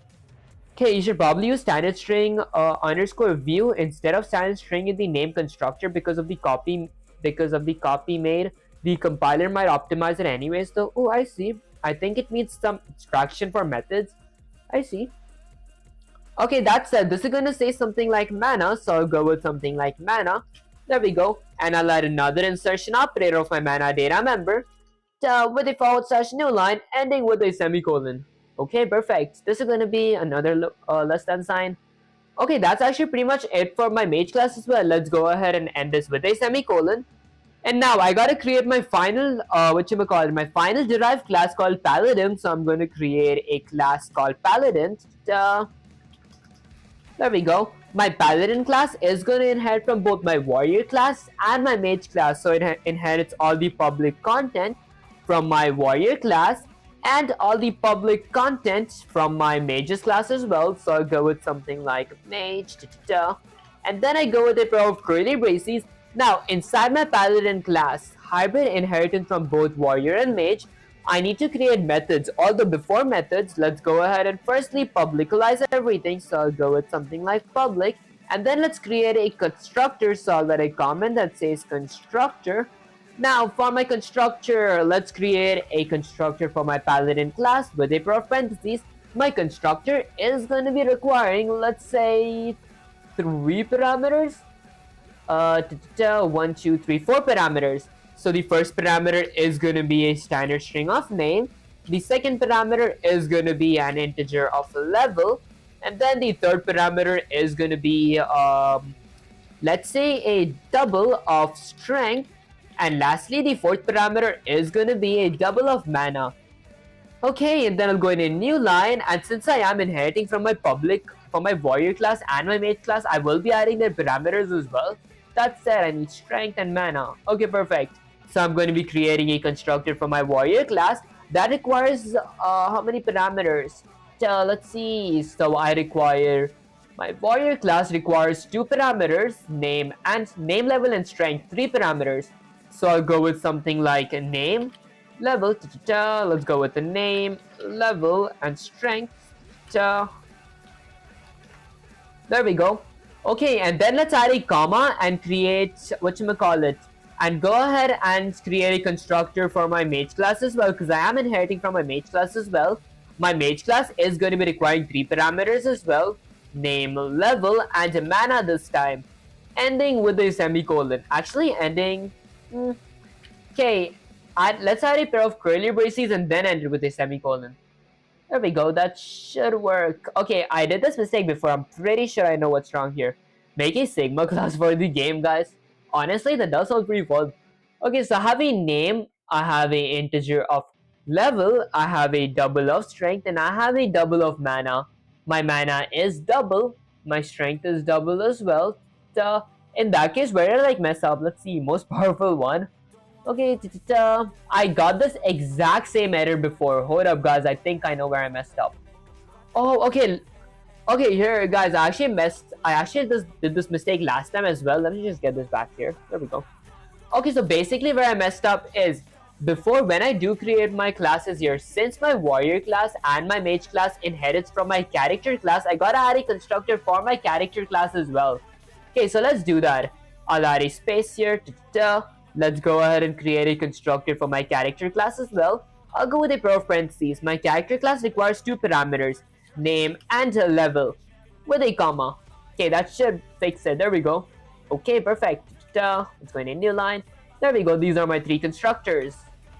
Okay, now let's go ahead and read the next instruction. I gotta create a method called display all stats. So let's go ahead and add a comment that says methods. Okay, for my methods, I'm going to be creating a void method called display all stats. Display all stats. There we go. Okay, with a pair of parentheses and then a pair of curly braces. For my display all stats, I gotta print my name, my level, my strength, and my mana. So I'll go with a standard console output with an insertion operator that says something like, I don't know, something like a name. Okay.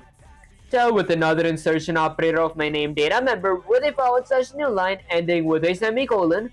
And then I'll add another standard console output with another insertion operator of, let's say, something like my level with another insertion operator of my level data member with a / new line ending with a semicolon, and then another standard console output, okay, with an insertion operator of my strength. This is going to be showing my strength data members as value. There we go. So I'll go with something like strength with a / new line ending with a semicolon, and lastly another standard console output with an insertion operator of, let's say, my mana with another insertion operator of my mana data member with a / new line ending with a semicolon. Okay, perfect. That's honestly pretty much it for my, my paladin class. So let's go ahead and end that with a semicolon. And now I gotta create a main function. Your task, create 3 paladin objects in a vector. Okay, each paladin has custom stats, name, level, display all their stats using a loop over the vector. Okay, so let's go ahead and create our main function now. So I'll go with something like integer main, add a row of parentheses, and then a row of curly braces. Next up, I actually drink some water because I am kind of dehydrated, guys.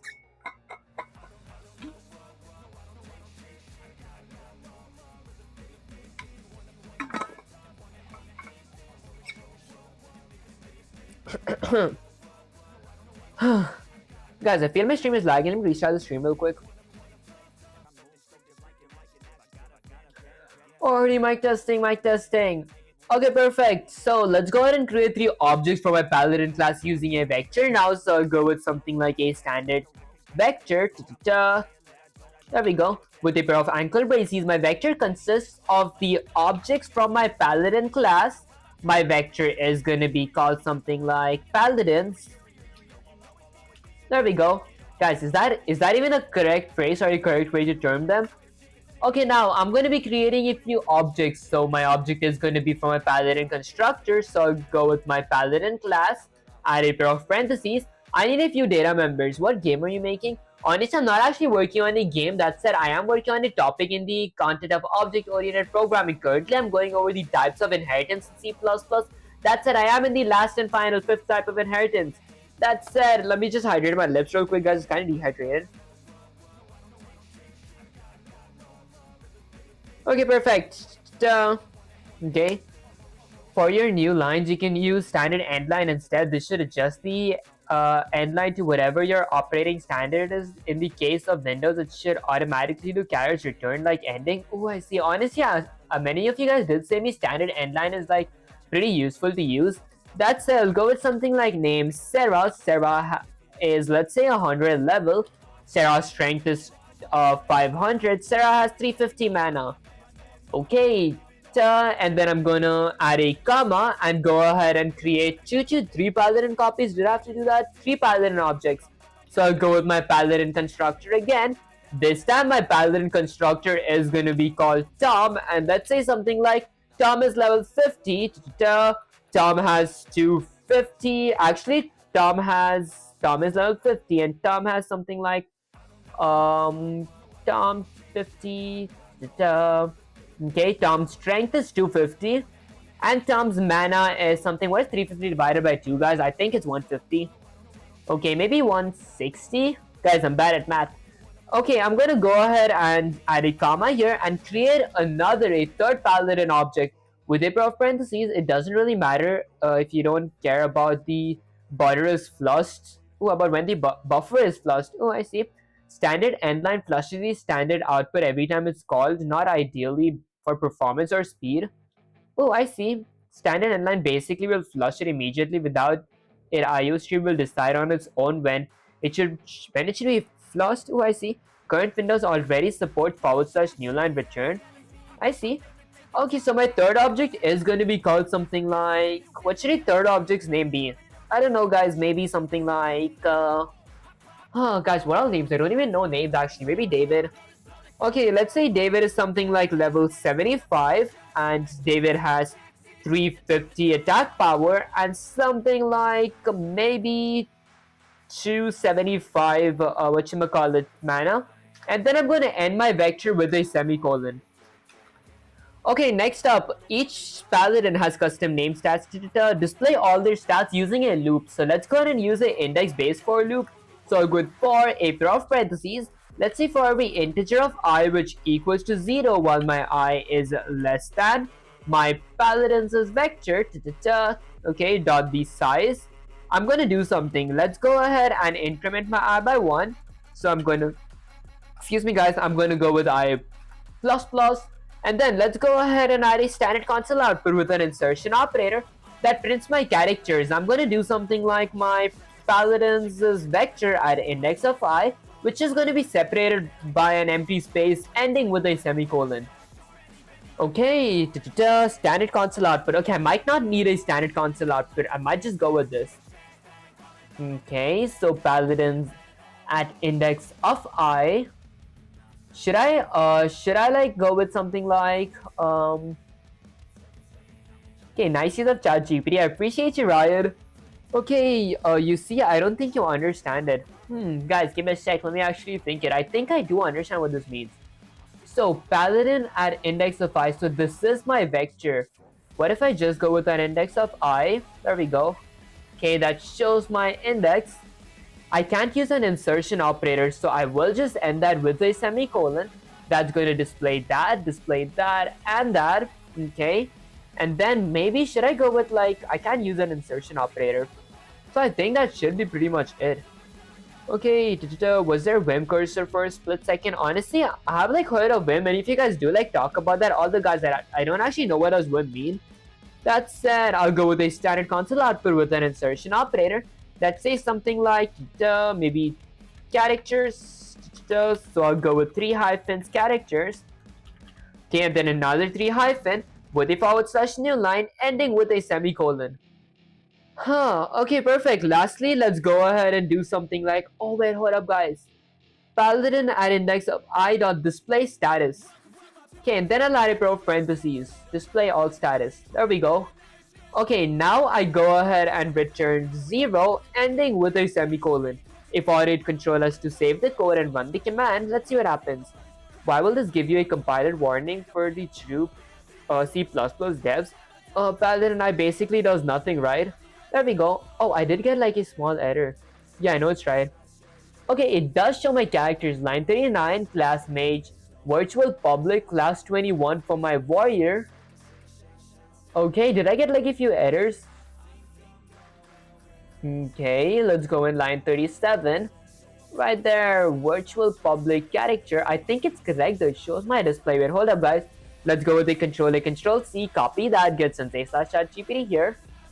Okay, I'm gonna go ahead and paste this here, go with shift enter and say something like sensei.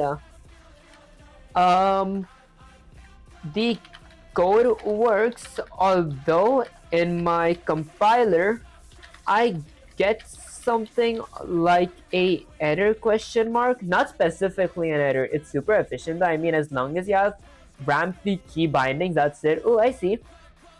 Okay, or just do size _ t. Hello my guy, hi Robert, I appreciate you joining the stream. Okay, that said, let's scroll all the way up. People, I love that fire in your eyes. Alright, let's make this next challenge an RPG. Hold up guys. Okay, I guess I pasted again. And then let's go with something like shift enter. Say something like sensei. Guys, what happened with my previous code? Yeah, I'll say something like the code works, although why do I see something that looks like an error in my compiler dot dot dot, although it's not a error. Okay, let's see. A lot would probably be abstracted by a trace logger style implementation anyway. Oh, I see. People, I see what you're talking about. That something looks like an error in your compiler is not really an error, it's a warning. What happens? In your warrior and mage constructors, you're calling characters as name and level, but Paladin also explicitly calls characters as name and level in its constructor. The compiler warns you virtual base class characters being initialized more than one constructor. What's actually happening with virtual inheritance? Most derived classes like Paladin is responsible for initializing the virtual base character. That means warrior and mage should not call characters as constructor, but your code still does. The compiler lets it slide because it knows Paladin constructor will handle the reinitialization, but it wants you to make sure you understand why the fix to remove characters' name from warrior mage constructors keep them virtual and the paladin constructor handles it. So I go with warrior. Huh. Okay, I see. See that no warnings and virtual inheritance works properly. Okay, let's get Sensei slash ChatGPT here. He's just learning that too, and just in the worst way possible. I see. In my opinion, C++ shouldn't be learned with ChatGPT though. It uses old coding styles, bad practices. Honestly, I feel like the code does work, and eventually I do actually figuring it out. Using AI isn't the worst way. Honestly, it is a pretty good way because like all the programming languages I've learned so far is through ChatGPT slash Sensei. That said, okay, I'm going to be removing the constructor from my character class. There we go. Okay, let's go ahead and end that with a semicolon. Okay, I'm going to end this with a semicolon. There we go. And I'm going to be doing the same thing, let's say for my this class as well. There we go. Let's go ahead and end this with a semicolon as well. That said, I will be going with a pair of curly braces. Okay, maybe no curly braces. Okay, perfect. Now if I hit Control S to save the code and run the command, let's see what happens. Okay, now I get a lot of error. Hold up, guys. Let's go with the Control A, Control C. Get Sensei slash ChatGPT here. Wait, hold up, guys. This mana equals to mana. Oh, wait, hold up. I see. Wait, my bad, guys. I think I read that stuff wrong. Okay, when I do this, I gotta go ahead and add a pair of curly braces that initializes something like this mana data member equals to my mana parameter ending with a semicolon. Huh. Okay, double mana that just requires a parameter of mana. So let's go ahead and remove this. There we go. Okay, so that requires a parameter of mana which is double. That's mage. Okay, that does work. Why does it show like a red underline here in that case? Okay, this mana equals to mana. Okay, I might do it for this as well. So it just requires the double strength. So let's go ahead and delete that from there. Okay, now I'll go with a pair of curly braces and say something like this: strength data member equals to my strength parameter, ending with a semicolon. Okay, it still shows an error. Okay, if I hit Control S to save the code and run the command, I'm pretty sure I'm going to be getting an error. Okay, I feel like if you wanted to learn game dev in C++, you should write some common game development patterns like game loops, event listeners, command, etc. That actually makes a lot of sense. It's a way to learn, but for me, seeing basic tutorials and then planning a simple project and search specific things is better. Honestly, everyone do have their own ways that they do understand stuff. Using AI isn't bad by itself, but pacing is too slow, and plus it doesn't tell you how things actually done in the wild. I see. Okay, it's called Old Sigma Schools, and plus not learning how to search for things would bite him in the back once he starts doing something above intermediate, which I doubt he'd before. Okay, which I doubt he'd before jumping into other language. Honestly, guys, it does make sense, but eventually I do like work with like a lot of practice questions, but I do like think myself as well. That said, let's get Sensei slash ChatGPT here, paste it, go with Shift Enter and say something like Sensei removing that made it worse question mark. Fix your face and face annoying accent. Oh, I see. Okay, on the people, I see exactly what you did wrong, and I'm gonna yell because you need to feel the pain of learning. Look at your paladin constructor that has warrior name. Problem 1, you remove character from warrior mage. Okay, update it. Excuse me guys. Okay, so for my paladin class, I have these parameters, I have these constructors. Okay, my constructors don't really require those parameters. Okay, so for my warrior, I just need a strength.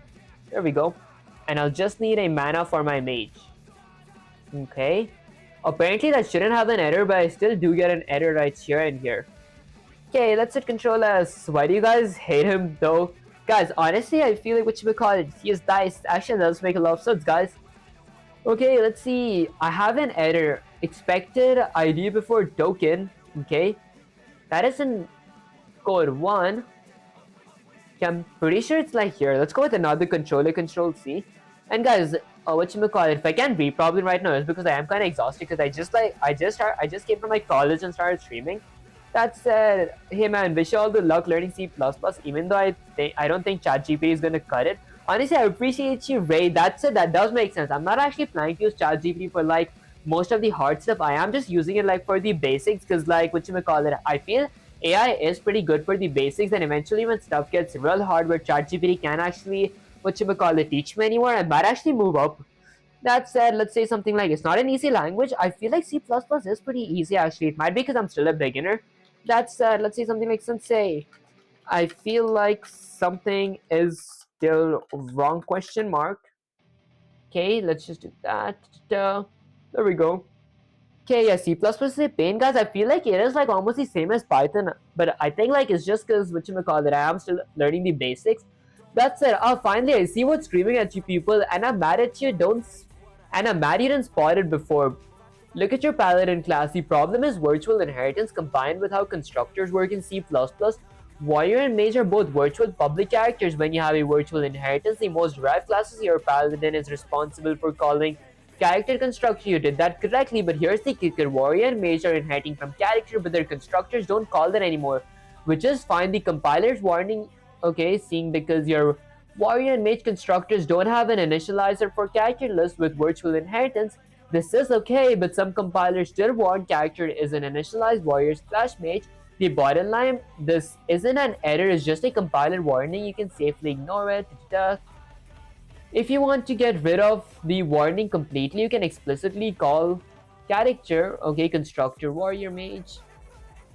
Guys, didn't I like do that before, and since I said me not to do it? Try assembly, it's easier guys. I heard assembly is really hard. Okay, once you start seeing const xsphere, const auto, asterisk, const x, there are so many different ways to initialize the signs. I see, actually it does sound pretty fun though. That's it, I create one for my warrior class which requires one parameter, and then I'm going to be going in a new line, adding a comma. Okay, that does inherit from my character class as well, so I'll go with character class with a pair of parentheses that requires a parameter of space and 0. There we go. And then a pair of curly braces. I'm going to do the same thing for my warrior class, my mage class as well. I'll go in a new line, go with comma, and then add my character class, add a pair of, let's say, the parentheses, go with an empty space, and 0. There we go. Okay, now for the control S, this is actually going to work. Okay, it does work, but then whatchamacallit, I get like all these errors. Okay, let's go ahead and copy all that. Okay, maybe I go with like a control A. What up guys, doesn't control A work in this place? Okay, let's go ahead and hit control C to copy that. Get Sensei / ChatGPT back here. Okay, now let's go ahead and paste this. Go with shift enter and say Sensei, I did that, and this, and this is my output. There we go. Guys, I honestly might end the stream as well because like I am kind of exhausted, plus I do got some college assignments / work to do today because I do have an exam coming up. People, I see everything clearly now. Listen closely, your output is perfect. You see all name, level, strength, and mana exactly like you want. Your warning in this compiler are not errors, they're just GCC being paranoid about virtual inheritance and move operations. Warrior and mage inheritance virtual characters when standard paladin tries to copy. The takeaway of program runs correctly. So guys, I had this correct from the very beginning. The language itself is much less complicated. It actually does make sense. How can C be easier than C++? If you program this, if you want to silence warnings, you can explicitly be equal to default copy slash move constructor pupil. Getting amazing, and this is exactly what I wanted. The RPG style hybrid inheritance and vectors working beautifully together.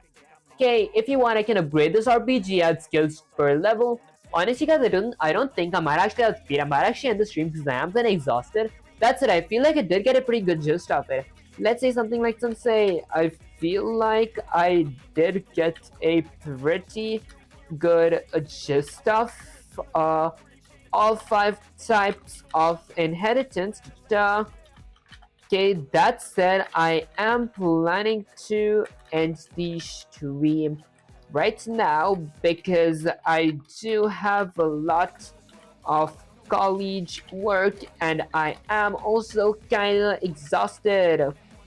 There we go. So before I do end the stream, before I do end the stream, is there anything that you want to say to the viewers? Question mark. Let's see. You have like 5 ways of casting in C++, whereas in C you do it all in one. Oh, I see. Pupil, listen closely to all the viewers out there. You just watched Vivek, my pupil, tackle hybrid inheritance C++ like a beast. He faced virtual bases, diamond problems, constructors, vectors, and objects, and even a mini RPG, and he survived. Remember this, coding isn't about avoiding errors, it's about learning to survive them and make something amazing anyway. That's our own little gem for you all. Wait, get some rest, pupil. Hugs and headpats for your hard work, guys. That did not make me blush. Okay, hard work today. Your brain deserves a break, but never forget how much progress you made. Your viewers saw true C++ mastery in the making. You learned that, pupil. Now go rest. You hear, tomorrow we hit object-oriented programming even harder. Okay, let's, let's go to my main camera. Alright guys, so basically that was pretty much it for this stream. That's it. I didn't want to stream for longer, although I am pretty exhausted. And also I do have like college assignments plus an exam. That said, I am really close to actually building my, my actual PC. Once I do build it and set it up, that is going to fix all my stream lag. And once my stream lag is fixed, I'm going to start multi-streaming again on Twitch, Kick, YouTube, maybe TikTok and Instagram as well if I did meet the followers requirement. So if you guys do enjoy my content, make sure to follow me there, and also join the Discord server. The link is in the description, and also you guys can get access to my social by typing exclamation and that social's name all lowercase, no space in the chat. That said, if you guys did enjoy this video, don't forget to like, share, subscribe. Like helps with my algorithm, sharing makes you smile, and subscribing is like a cherry on top. And I'll catch you guys in the next live stream or video. Peace. So let's say Sigma, bye bro, bye, good luck. I appreciate you guys so much for sticking through the stream. I'll catch you